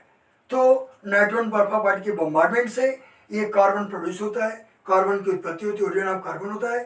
साथ ही साथ एक ऐसा पार्टिकल प्राप्त होता है जिस पर कोई चार्ज नहीं था, माने वो चार्जलेस था, न्यूट्रल था, लेकिन उसका मास प्रोटॉन के मास से स्लाइटली ग्रेटर था, थोड़ा सा ज्यादा था, जो न्यूट्रॉन था, लेकिन चार्जलेस था, न्यूट्रल था। इसीलिए न्यूट्रल होने का, चार्जलेस होने का कारण इसका नाम जेम्स चैडविक ने न्यूट्रॉन रख दिया।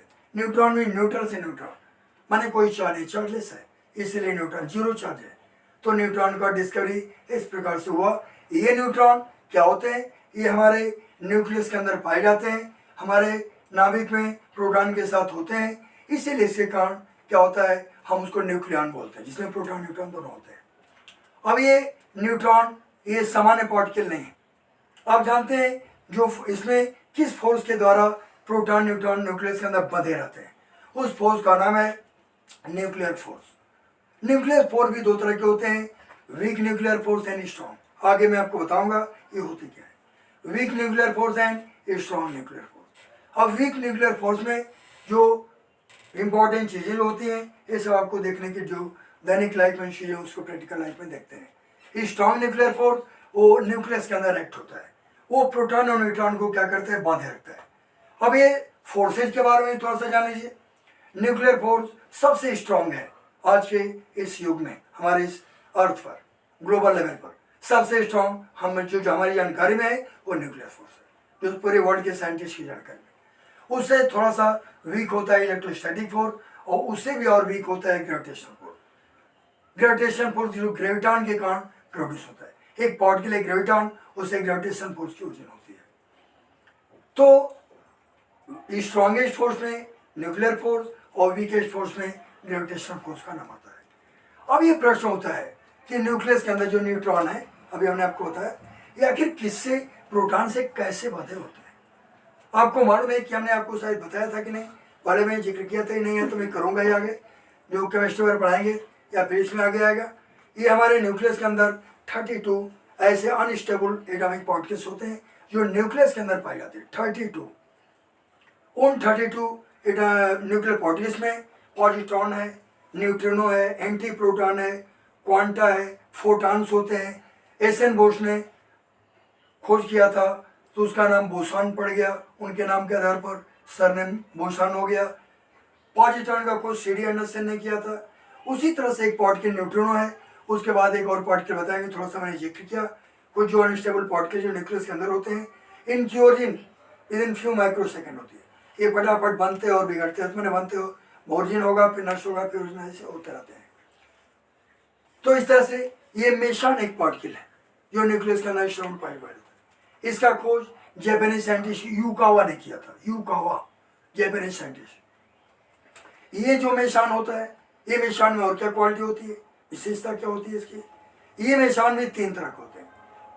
पाई जानते हैं, 3.14 या 22/7 वही पाई है जिसका कोई आर्किमिडीज ने किया था, मैथमेटिक्स में आप पढ़ते हैं अक्सर। तो पाई के साथ अगर ऊपर प्लस लगा दो, उसको खोपड़ी पर मुकुट लगा दो प्लस का, तो क्या हो जाएगा, पाई पॉजिटिव मेशान हो जाएगा। पाई के ऊपर नेगेटिव लगा दे, एक लाठी रख दो उसके ऊपर, तो नेगेटिव हो जाएगा साइन, तो क्या हो जाएगा, पाई नेगेटिव मिशन हो जाएगा। और पाई के ऊपर मोतीचूर का लड्डू रख दो, बूंदी वाला है, जीरो रख दो उसके ऊपर, तो पाई न्यूट्रल निशान का रहेगा। तो प्रोटॉन से प्रोटॉन में जो इंटर कन्वर्जन होता है न्यूक्लियस के अंदर, वो पाई पॉजिटिव निशान के कारण होता है। न्यूट्रॉन से न्यूट्रॉन में जो इंटर कन्वर्जन होता है न्यूक्लियस के अंदर, वो पाई नेगेटिव निशान के कारण होता है। और साथ ही साथ प्रोटॉन का न्यूट्रॉन में, न्यूट्रॉन का प्रोटॉन में जो इंटर कन्वर्जन होता है, it is only due to the presence of pi neutral meson, pi zero meson, pi not कह सकते, पाई जीरो मिशन होता है। तो इन तीनों के द्वारा ये न्यूक्लियर फोर्स की ओरिजिन होती है। इसीलिए न्यूट्रॉन प्रोटॉन न्यूक्लियस को तोड़ ताड़ कर बाहर निकल पाते हैं, इसी न्यूक्लियर फोर्स से बदल होते हैं। ये स्ट्रॉन्गेस्ट फोर्स है सभी फोर्स से, उससे थोड़ा सा वीक इलेक्ट्रोस्टैटिक और सबसे वीक ग्रेविटेशनल फोर्स जो ग्रेविटॉन के कारण प्रोड्यूस होता है। ये ब्रह्मांड में हर दो पार्टिकल के बीच में एक ग्रेविटेशनल फोर्स लगता है। अब मैं आपको, हमने इसके बारे में बताया कि ये क्या होते हैं, कैसे फोर्स ये पैदा होता है न्यूट्रॉन इसके बीच में, ये पूरा हमने पूरी हिस्ट्री आपको बता दिया। तो इस तरह से ये न्यूट्रॉन की इस तरह से खोजे, न्यूट्रॉन ऐसे आया हमारे पूरे वर्ल्ड लेवल पर। अब उसके बाद हम आपको बताएंगे नेक्स्ट साइंटिस्ट के बारे में। वो नेक्स्ट साइंटिस्ट क्या है, वो नेक्स्ट साइंटिस्ट का नाम है चार्ल्स ऑगस्टिन डी कूलम्ब्स। थोड़ा नाम इनका छोटा है, चार्ल्स, इसलिए हम ऑगस्टिन डी को एडी कर देते हैं ताकि इसमें कवर हो जाए इसके अंदर। चार्ल्स ऑगस्टिन डी कूलम्ब, ये महोदय फ्रांस के साइंटिस्ट थे। कहाँ गए थे, ये फ्रांस के थे। इन्होंने कूलम्ब्स लॉ को दिया, सबसे पहले क्या दिया, कूलम्ब्स लॉ। कूलम्ब्स लॉ की डिस्कवरी इन्होंने किया था। अब ये कूलम्ब्स लॉ होता क्या है, चार्ल्स एडी कूलम्ब इन चार्ल्स ऑगस्टिन डी कूलम्ब पूरा नाम है। ये फ्रांस के रहने वाले साइंटिस्ट थे, फिजिसिस्ट थे। उन्होंने सबसे पहले बताया था चार्ज के बारे में। चार्ज होता क्या है, पार्टी नेगेटिव चार्ज क्या होते हैं। उन्होंने बताया कि अगर पार्टी दो तरह के चार्ज होते हैं, पार्टी नेगेटिव, पार्टी में उन्होंने बताया रिपल्सन होता है, नहीं रिपल्सिव फोर्स एक्ट होता है, तब एक दूसरे को रिपेल करते हैं, दूर हटाते हैं, प्रतिकर्षण होता है। नेगेटिव में भी रिपल्सन होता है, वो भी एक दूसरे को दूर हटाते हैं, इनमें भी रिपल्सिव फोर्स एक्ट होता है। लेकिन एक पॉजिटिव और नेगेटिव दो तरह के अगर पार्टिकल है, तो दो अगर चार्ज पार्टिकल पॉजिटिव नेगेटिव है तो उनमें अट्रैक्शन कार्य करते हैं, नहीं अट्रैक्टिव फोर्स लगता है। यानी same charges repel to each other and opposite charges attract to each. इस बात को कूलम्ब महोदय ने बताया। इस पर बहुत सारे एक्सपेरिमेंट किए। जब हम सेकेंड ईयर में क्लास 12 में जब एक्चुअली पढ़ाएंगे तो उस समय आपको बहुत ही डीपली इसके बारे में बताओ। अभी हम टॉपिक से बिछड़ जाएंगे, पढ़ा रहे हैं डिस्कवरी, तो फिर कूलम्ब्स लॉ शुरू हो जाएंगे, इसलिए अभी हम नहीं बताएंगे इसके बारे में, थोड़ा सा एक झलक दे रहे हैं। तो कूलम्ब्स के इस साथ ही वर्क कर रहे थे, माने उन्हीं के इर्द गिर्द थे। उनका नाम था बेंजामिन फ्रैंकलिन। बेंजामिन फ्रैंकलिन ने सबसे पहले क्या बताया था, यही बात को बताया था कि लाइक चार्जेज में रिपल्सन होता है, अनलाइक चार्जेज में अट्रैक्शन होता है। और भी कंट्रीब्यूशन दिए थे फ्रैंकलिन महोदय, बेंजामिन फ्रैंकलिन। उन्होंने बताया था, लाइटिंग कंडक्टर का खोज किया था, जो ऊंचे ऊंचे बिल्डिंगों पर जो स्पेस इलेक्ट्रिसिटी से बचाव के लिए त्रिशूल की तरह निकला था नोकीला, जिस पर नोक होने के कारण उसकी सरफेस डेंसिटी अब चार्ज बढ़ जाती है, तो ज़्यादा से ज़्यादा अट्रैक्ट करे खींचेगा और अर्थ में सेंड कर देगा। तो इस तरह से ये लाइटिंग कंडक्टर का भी खोज करने वाले बेंजामिन फ्रैंकलिन थे, और लाइट चार्ज में रिपल्सन और लाइट में एट्रैक्शन दोनों का डिस्कस किया। इसी के आधार पर कूलम्ब्स महोदय ने क्या क्या दो चार्ज लिया, चाहे दोनों पार्टी दोनों नेगेटिव, एक पास एक नेगेटिव, कुछ भी ले सकते हैं, चाहे रिपल्सिव हो सकते हो या चाहे एट्रैक्टिव हो। उन्होंने दोनों चार्ज के लिए बताया कि इस पर लगने वाला जो रिपल्सिव अट्रैक्टिव फोर्स होता है वो दोनों चार्जों के प्रोडक्ट के डायरेक्टली प्रोपोर्शनल होता है, और साथ ही साथ दोनों चार्ज के बीच का जो डिस्टेंस है उस डिस्टेंस के स्क्वायर के इनवर्सली प्रोपोर्शनल होता है।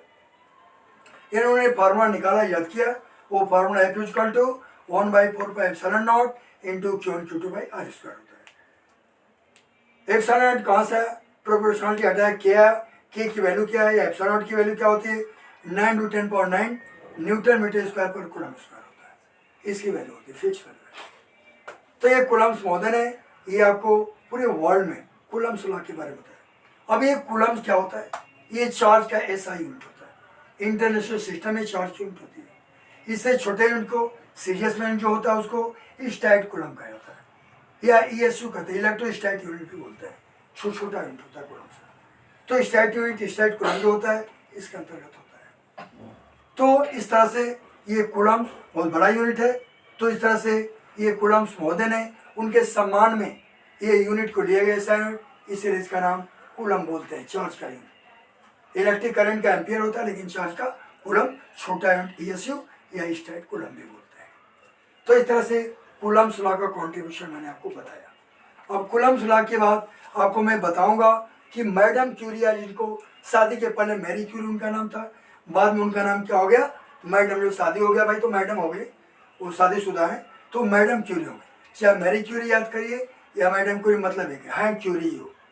तो उनके हस्बैंड का जूलियट क्यूरी था और पेरी क्यूरी, और उनके हस्बैंड क्या नाम है, दामाद थे, और सब पूरे रेडियोटिव के फील्ड में सभी इंटर किए थे। और मैडम क्यूरी ने रेडियम भी खोजा और साथ ही साथ रेडियम के साथ पोलोनियम का भी खोज किया। तो नेचुरल रेडियोटिविटी को सबसे पहले डिस्कवर करने वाले ये कौन थे, ये महिला थी, उनका नाम था मैडम क्यूरी। और एक यही महिला है महिलाओं में ये पहली महिला जिसको 2 बार नोबेल प्राइज से सम्मानित किया गया।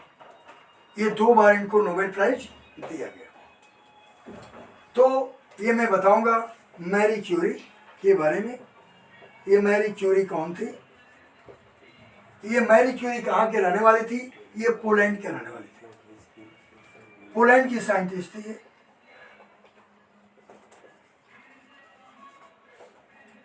इन्होंने नेचुरल रेडियो एक्टिविटी का डिस्कवर किया, natural radio activity.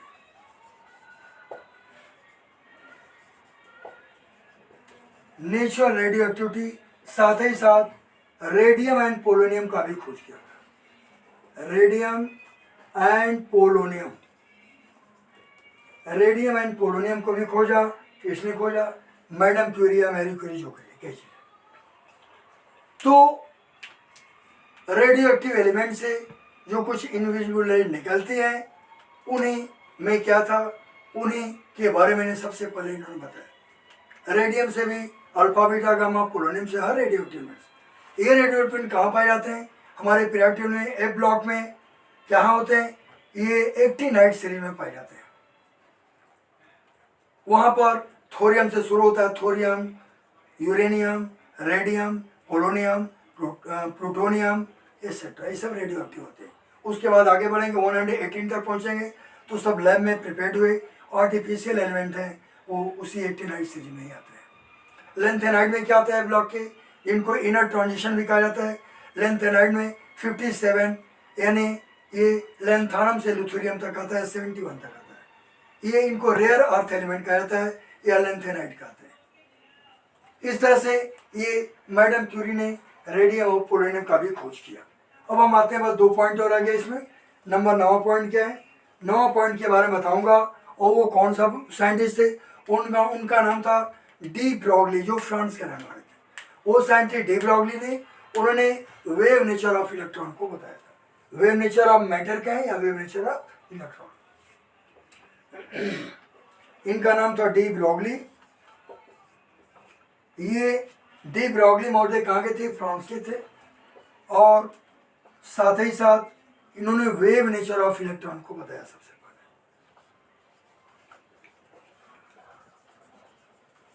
Wave nature of electron, ये वेव नेचर ऑफ इलेक्ट्रॉन को बताने वाले ये साइंटिस्ट थे।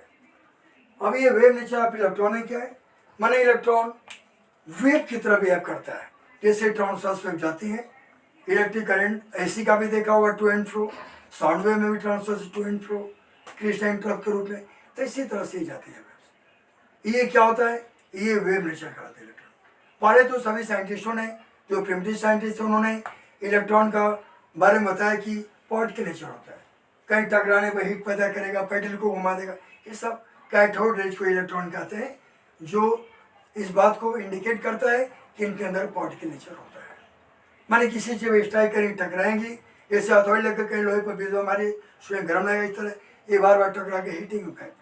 अगर पतला फायर है तो लाल घर में जाएगा, तो ये पॉट के नेचर को। लेकिन बाद में काफ़ी डिस्कवरी के बाद जब डी ब्रॉगली ने इलेक्ट्रॉन के बारे में बताया कि वेव नेचर होता है, तो इसको बताने वाले वेव नेचर में ये 2 फिनोमेना को व्यक्त करता है। एक डिफ्रैक्शन को, दूसरा इंटरफेरेंस। डिफ्रैक्शन को बताने वाले कौन थे? बताने वाले सबसे जो साइंटिस्ट, उनका नाम था, ये कौन थे? आप इसके बारे में शायद जानते होंगे, सुने होंगे। जो diffraction phenomena, Reid and Thomson ने बताया था। उनका नाम क्या था? Reid and Thomson. इस फिनोमेना को बताने वाले थे। डिफ्रैक्शन क्या? किसी सौर से साउंड वेव या लाइट वेव के मुड़ने का जो प्रक्रिया, जो फिनोमेना होता है, वो डिफ्रैक्शन है। हमने शॉर्ट में बता दी, फिर जब ऑप्टिक्स पढ़ाएंगे लाइट डिटेल बताएंगे। तो इस तरह से वेव नेचर के बारे में जैसे इन्होंने बताया कि इलेक्ट्रॉन में वेव नेचर वेव की तरह चलता है, तो दुनिया के दो बायोलॉजिस्ट, दो साइंटिस्ट थे जिन्होंने इलेक्ट्रॉन माइक्रोस्कोप का खोज किया।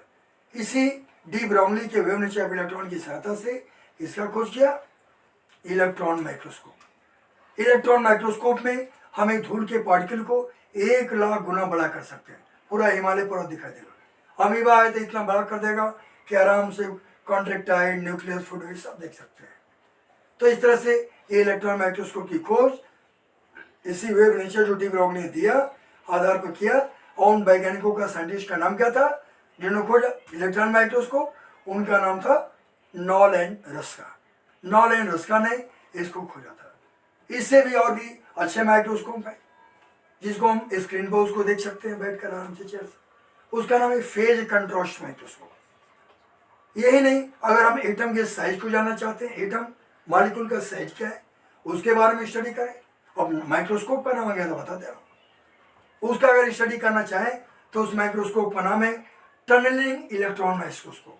शॉर्ट में टनलिंग माइक्रोस्कोप भी कह सकते हैं, या टनलिंग इलेक्ट्रॉन माइक्रोस्कोप। एटम या मॉलिक्यूल के साइज को फाइंड किया जाता है इसके द्वारा। अब ये माइक्रोस्कोप की बात है जो छोटी ऑब्जेक्ट को बड़ा कर देता है। लेकिन और भी ऑब्जेक्ट हैं, उनमें क्या आता है? जैसे सिंपल माइक्रोस्कोप की खोज करने वाले दो लोग थे।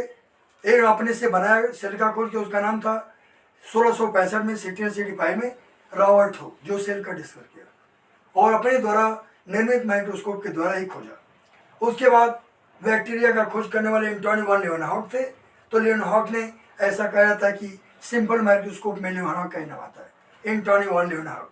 दूसरा नाम आता है कंपाउंड माइक्रोस्कोप, आपके लैब में दिखाई देता है, काले काला दिखाई होता है। तो वो माइक्रोस्कोप का क्या नाम है? उसका नाम कंपाउंड माइक्रोस्कोप। जिसका डिस्कवर कौन थे? इसके खोज करने वाले जैकेरियस जैनसन, उसका नाम था। और तीसरा नाम आता है electron microscope, knoll and Ruska ने खोजा था। फेज कंट्रास्ट से बहुत सारे माइक्रोस्कोप हैं। अब इसके बाद प्रश्न उठता है, इन माइक्रोस्कोप के बाद फिर क्या आता है? ये जो माइक्रोस्कोप है, इसके बाद आता है टेलीस्कोप। अब टेलीस्कोप भी पानी में देखने के लिए जो टेलीस्कोप है, एक वाटर टेलीस्कोप अब आ गया है। ऑप्टिकल इंस्ट्रूमेंट तो भी मैं 2 मिनट में बता रहा हूँ। अब एग्जाम में कहाँ से क्या पूछा जाएगा आई डोंट नो, लेकिन मैं पूरा जो भी एक टॉपिक वर्ड आएगा तो उसकी व्याख्या में 1 किलोमीटर तक करूँगा ही करूँगा। तो अब ये क्या है? ये हम बताएंगे एक क्वार्टर टेलीस्कोप पानी की चीज़ों को देखने के लिए, लैंड या टेरेस्ट्रियल जमीन की चीज़ों को देखने के लिए, और तीसरा एस्ट्रोनॉमिकल टेलीस्कोप जो आकाशीय पिंड सिलेसियल या हेवनली ऑब्जेक्ट है, जो भी हेवनली ऑब्जेक्ट हैं, सिलेसियल ऑब्जेक्ट है, उनको देखने के लिए एस्ट्रोनॉमिकल टेलीस्कोप का प्रयोग किया जाता है।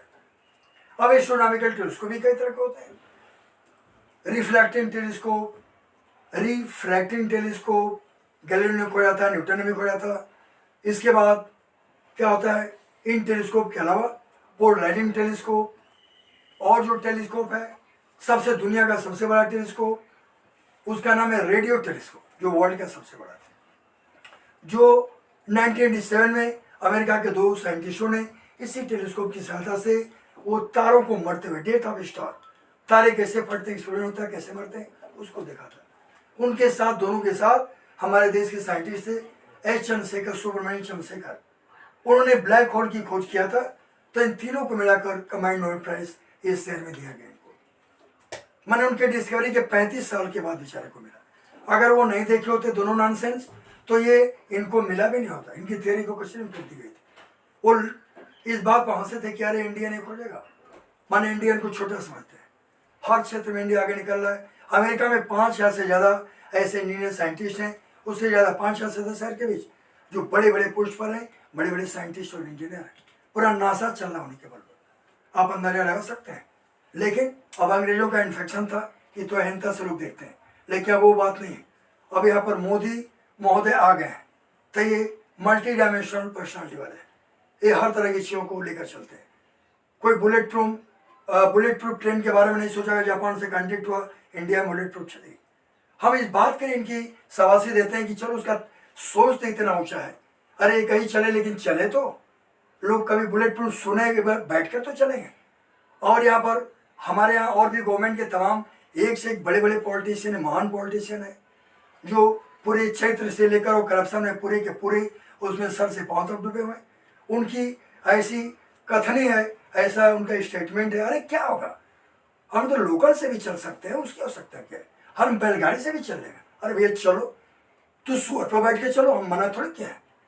तो ये चीज़ें जो होती हैं, ये क्या कहा जाए, ऐसे ऐसे लोगों के बारे में ये चीज़ें हैं, उनकी सोच देखिए किस स्तर का है। वो हाई फाई सोच नहीं है, ताकि अपने देश को कहाँ तक, हमारे देश का भी गौरव होना चाहिए। उनकी सोच पर मैं कर रहा हूँ, मैं किसी का आलोचना नहीं कर रहा हूँ। हाँ, तो इस तरह से वे नेचर के बारे में बताने वाले ये साइंटिस्ट है। अब हम आपको डीप राउंडली जो नंबर 9 थे, अब लास्ट पॉइंट है आज का, अल्बर्ट आइंस्टाइन के बारे में। अल्बर्ट आइंस्टाइन ये कहाँ के साइंटिस्ट थे, ये जर्मनी के साइंटिस्ट थे। और उन्होंने क्या कॉन्ट्रीब्यूशन दिया, उनका कॉन्ट्रीब्यूशन अभी मैं बताऊंगा।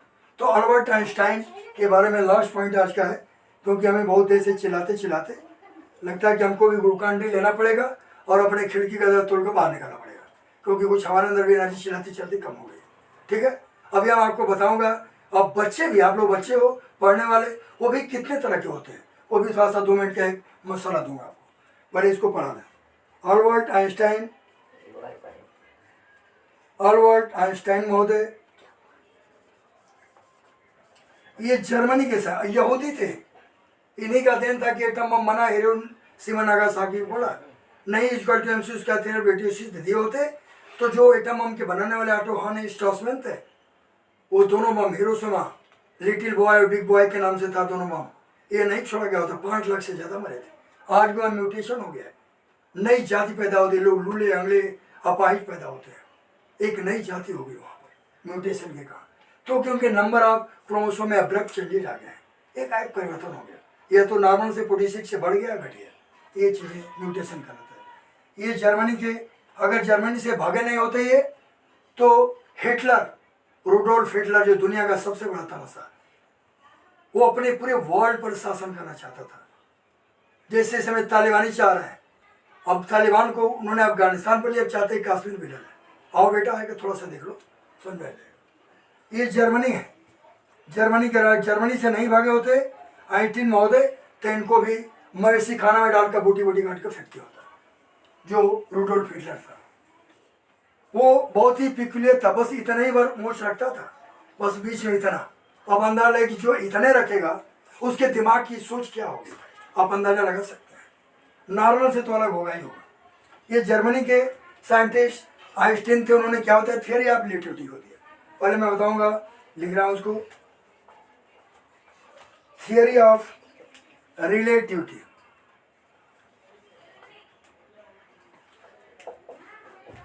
उसके बाद मास एनर्जी इक्विवेलेंस, ये भी इसी बात को इंडिकेट करता है, मास एनर्जी इक्विवेलेंस।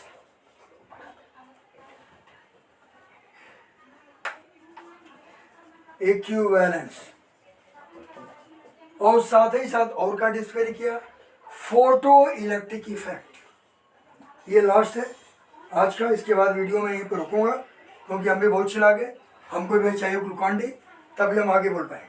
तो फिर नेक्स्ट वीडियो में फिर आपसे हमारी मुलाकात होगी, फिर आपको बताएंगे ये फोटो इलेक्ट्रिक इफेक्ट, इसको फोटो इलेक्ट्रिक इफेक्ट करें।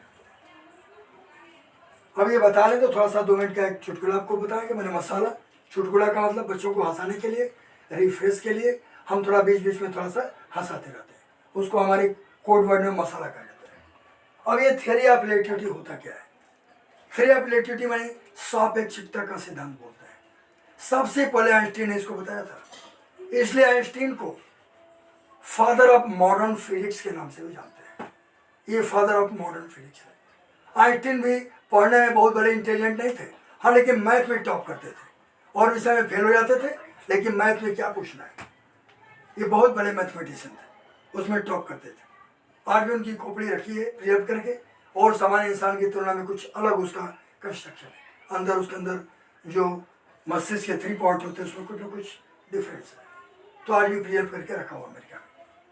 तो आइंस्टीन महोदय ये थ्योरी ऑफ रिलेटिविटी यानी सापेक्षिकता का सिद्धांत दिया था।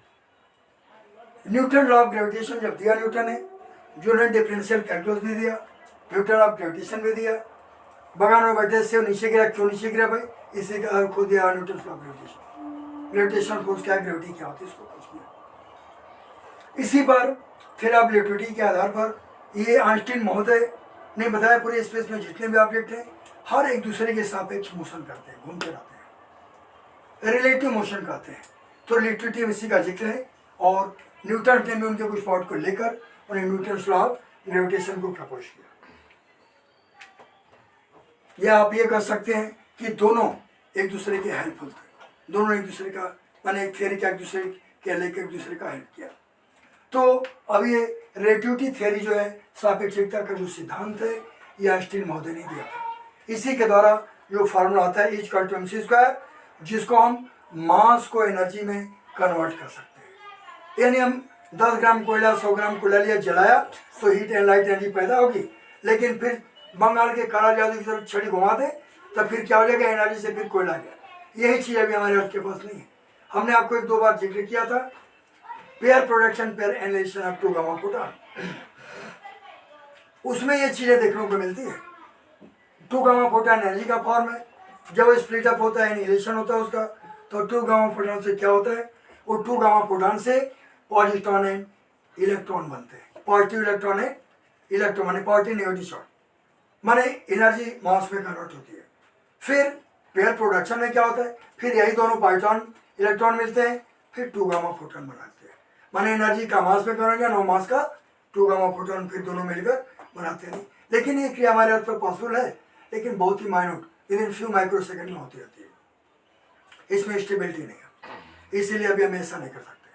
लेकिन ऐसे लोग, अब कुछ अमेरिका में कुछ उड़न तस्तरियों से आए हुए प्रेस किया वहाँ पर, तो उनके लोगों को पकड़ा था अमेरिका ने, लेकर नासा में उस पर रिसर्च कर रहा है, और वो मर गए जी गए नियमित से बहुत पढ़े पड़े थे 20-25 साल पहले, कि किसान को वहाँ का उड़न तस्तरियों का एक छोटा सा टुकड़ा मेटल का मिला, और उस पर करीब 6 घंटे तक करीब 50 टन का हाइड्रोलिक प्रेस के द्वारा, ड्रिलिंग मशीन के द्वारा छेद किया गया, उस पर खरोच नहीं है।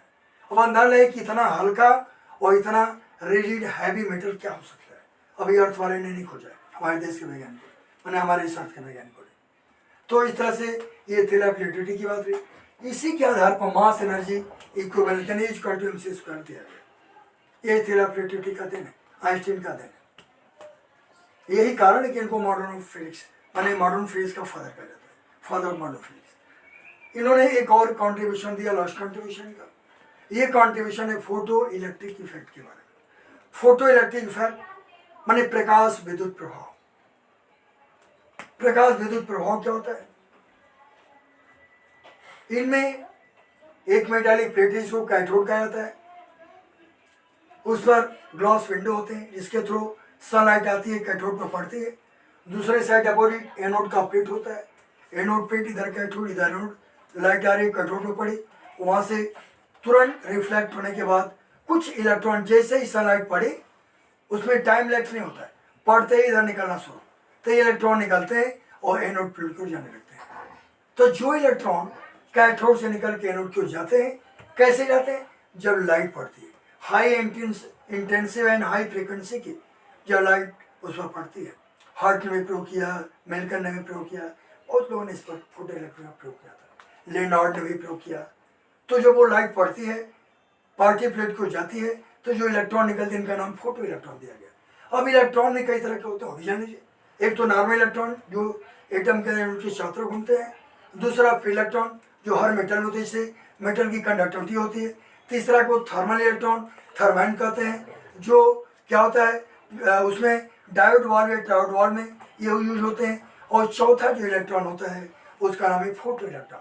तो अब 4 तरह के इलेक्ट्रॉन पड़ी, ये फोटो इलेक्ट्रिक इफेक्ट में निकलते हैं, यही फोटो इलेक्ट्रॉन कराते हैं, और उसी से फोटो इलेक्ट्रिक करंट फ्लो होती है, जो सोलर चैनल और फोटो सेल बनते हैं इसी के आधार पर। अब ये फोटो सेल भी 3 तरह के होते हैं। एक फोटो एमिसिव सेल जिसका सिनेमेटोग्राफी में साउंड प्रोडक्शन एंड प्रोडक्शन में किया जाता है, और दूसरा होता है फोटो वोल्टिक सेल। इससे द्वारा हम जनरली यूज करते हैं सोलर सेल, सोलर टनल जो उसका होता है उसका प्रयोग, जो सोलर बैटरी का, तो सोलर पैनल का जो उपयोग करते हैं, तो उसमें यही फोटो वोल्टिक सेल होता है। फोटो एमिसिव सेल सिनेमेटोग्राफी में यूज हुआ, साउंड प्रोडक्शन में। फोटो वोल्टिक सेल फोटो या फोटो एनर्जी को इलेक्ट्रिकल में कन्वर्ट करता है, इससे बिजली प्राप्त है, तरह तरह के वर्क करते हैं आज के ज़माने में। तीसरा लार्ज सेल क्या है? लार्ज सेल है फोटो कंडक्टिव सेल। इसमें टाइम लैप्स होता है, हेवी इलेक्ट्रिसिटी प्रोडक्शन करता है, लेकिन पढ़ने के कुछ माइक्रो सेकेंड या कुछ सेकेंड के बाद तब इलेक्ट्रॉन निकलता है, तो थोड़ी इसमें कमी होती है फोटो कंडक्टिव, इसलिए ज़्यादा इसका यूज नहीं होता है। ये सेल कैसे बनते हैं? तो जितने भी आपके पी ब्लॉक में जो भी मेटलॉइड्स हैं वहाँ पर कुछ आपको सेमीकंडक्टर मिलेंगे, जैसे सिलिकॉन, जर्मेनियम, सेलेनियम, इन सब का यूज किया जाता है, छोटे चिप्स बनते हैं इसके। उसी में सेमीकंडक्टर के द्वारा ये इन सब का डिस्कवरी हुआ है। सेलेनियम और का भी काफ़ी यूज होता है फोटो सेल में, जो फोटो वोल्टिक सेल होता है।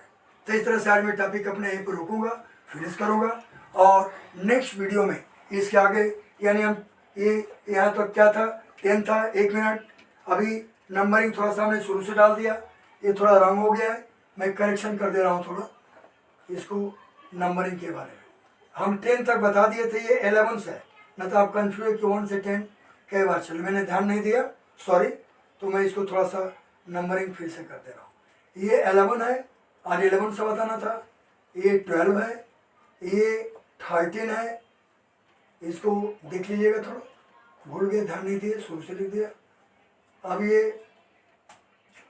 14 के बाद 15 है, फिर 16 है, ये भी, ये 17 है, इसके बाद 18 है, फिर उसके बाद 19 है, और 19 के बाद तब ये 20। अब हम इसके बाद बताएंगे, तो 21 से लेकर ऑनवर्ड्स उसके आगे के बारे में रखें जहाँ तक हो सकेगा। मैं जो ये आपको पढ़ा रहा हूँ, हम ये सोच कर नहीं पढ़ा रहे हैं कि अभी भाई हो सकता है 6 महीने साल भर लगें पूरा करने में कंप्लीट टॉपिक को, आगे भी लग सकता है, लेकिन जो भी पढ़ाएंगे पूरे क्वालिटी के साथ और डीपली पढ़ाएंगे, ताकि कहीं ना कहीं आप टेस्ट करके देख सकते हैं। आप एग्जाम में बैठोगे किसी कंपटीशन में, नीट एग्जीक्यूटिव से बहुत सारी चीज़ें, ब्लैक होल से लेकर या जो भी बताए हैं, कौन एटम बम का खोजा, क्या हुआ, सब कुछ कहीं ना कहीं घूम फिर कर आपको मिलेगा ही मिलेगा। ये मेरा चैलेंज है। और अभी कुछ स्टूडेंट दिए थे, अभी इस साल नीट की मैंने तैयारी कराया था कुछ बच्चों को, उसमें काफ़ी क्वेश्चन मिले थे जो मैं बताता हूँ, तो ये भी आपके लिए एक मोटिवेशन पॉइंट है, आप मोटिवेट हो सकते हैं। जितनी बार आप देखेंगे उतना ही समझ आपके ब्रेन में चिप बैठेगी। जैसे मुकदमे की फाइल होती है, जितनी बार क्लाइंट और एडवोकेट उसको देखते हैं उतनी बार नए नए क्लू मिलते जाते हैं, उसी तरह स्टडी होती है, ज्ञान होता है। आप जितनी बार देखोगे उतनी बार आपको उतना ही नॉलेज बढ़ता जाएगा, नॉलेज इनहेंस करेगा। तो यहाँ पर वीडियो रोकते हैं अपना। सभी लोगों को हमारी तरफ से आशीर्वाद, और सभी लोगों को मेरी तरफ से thank you very much to everyone. Okay.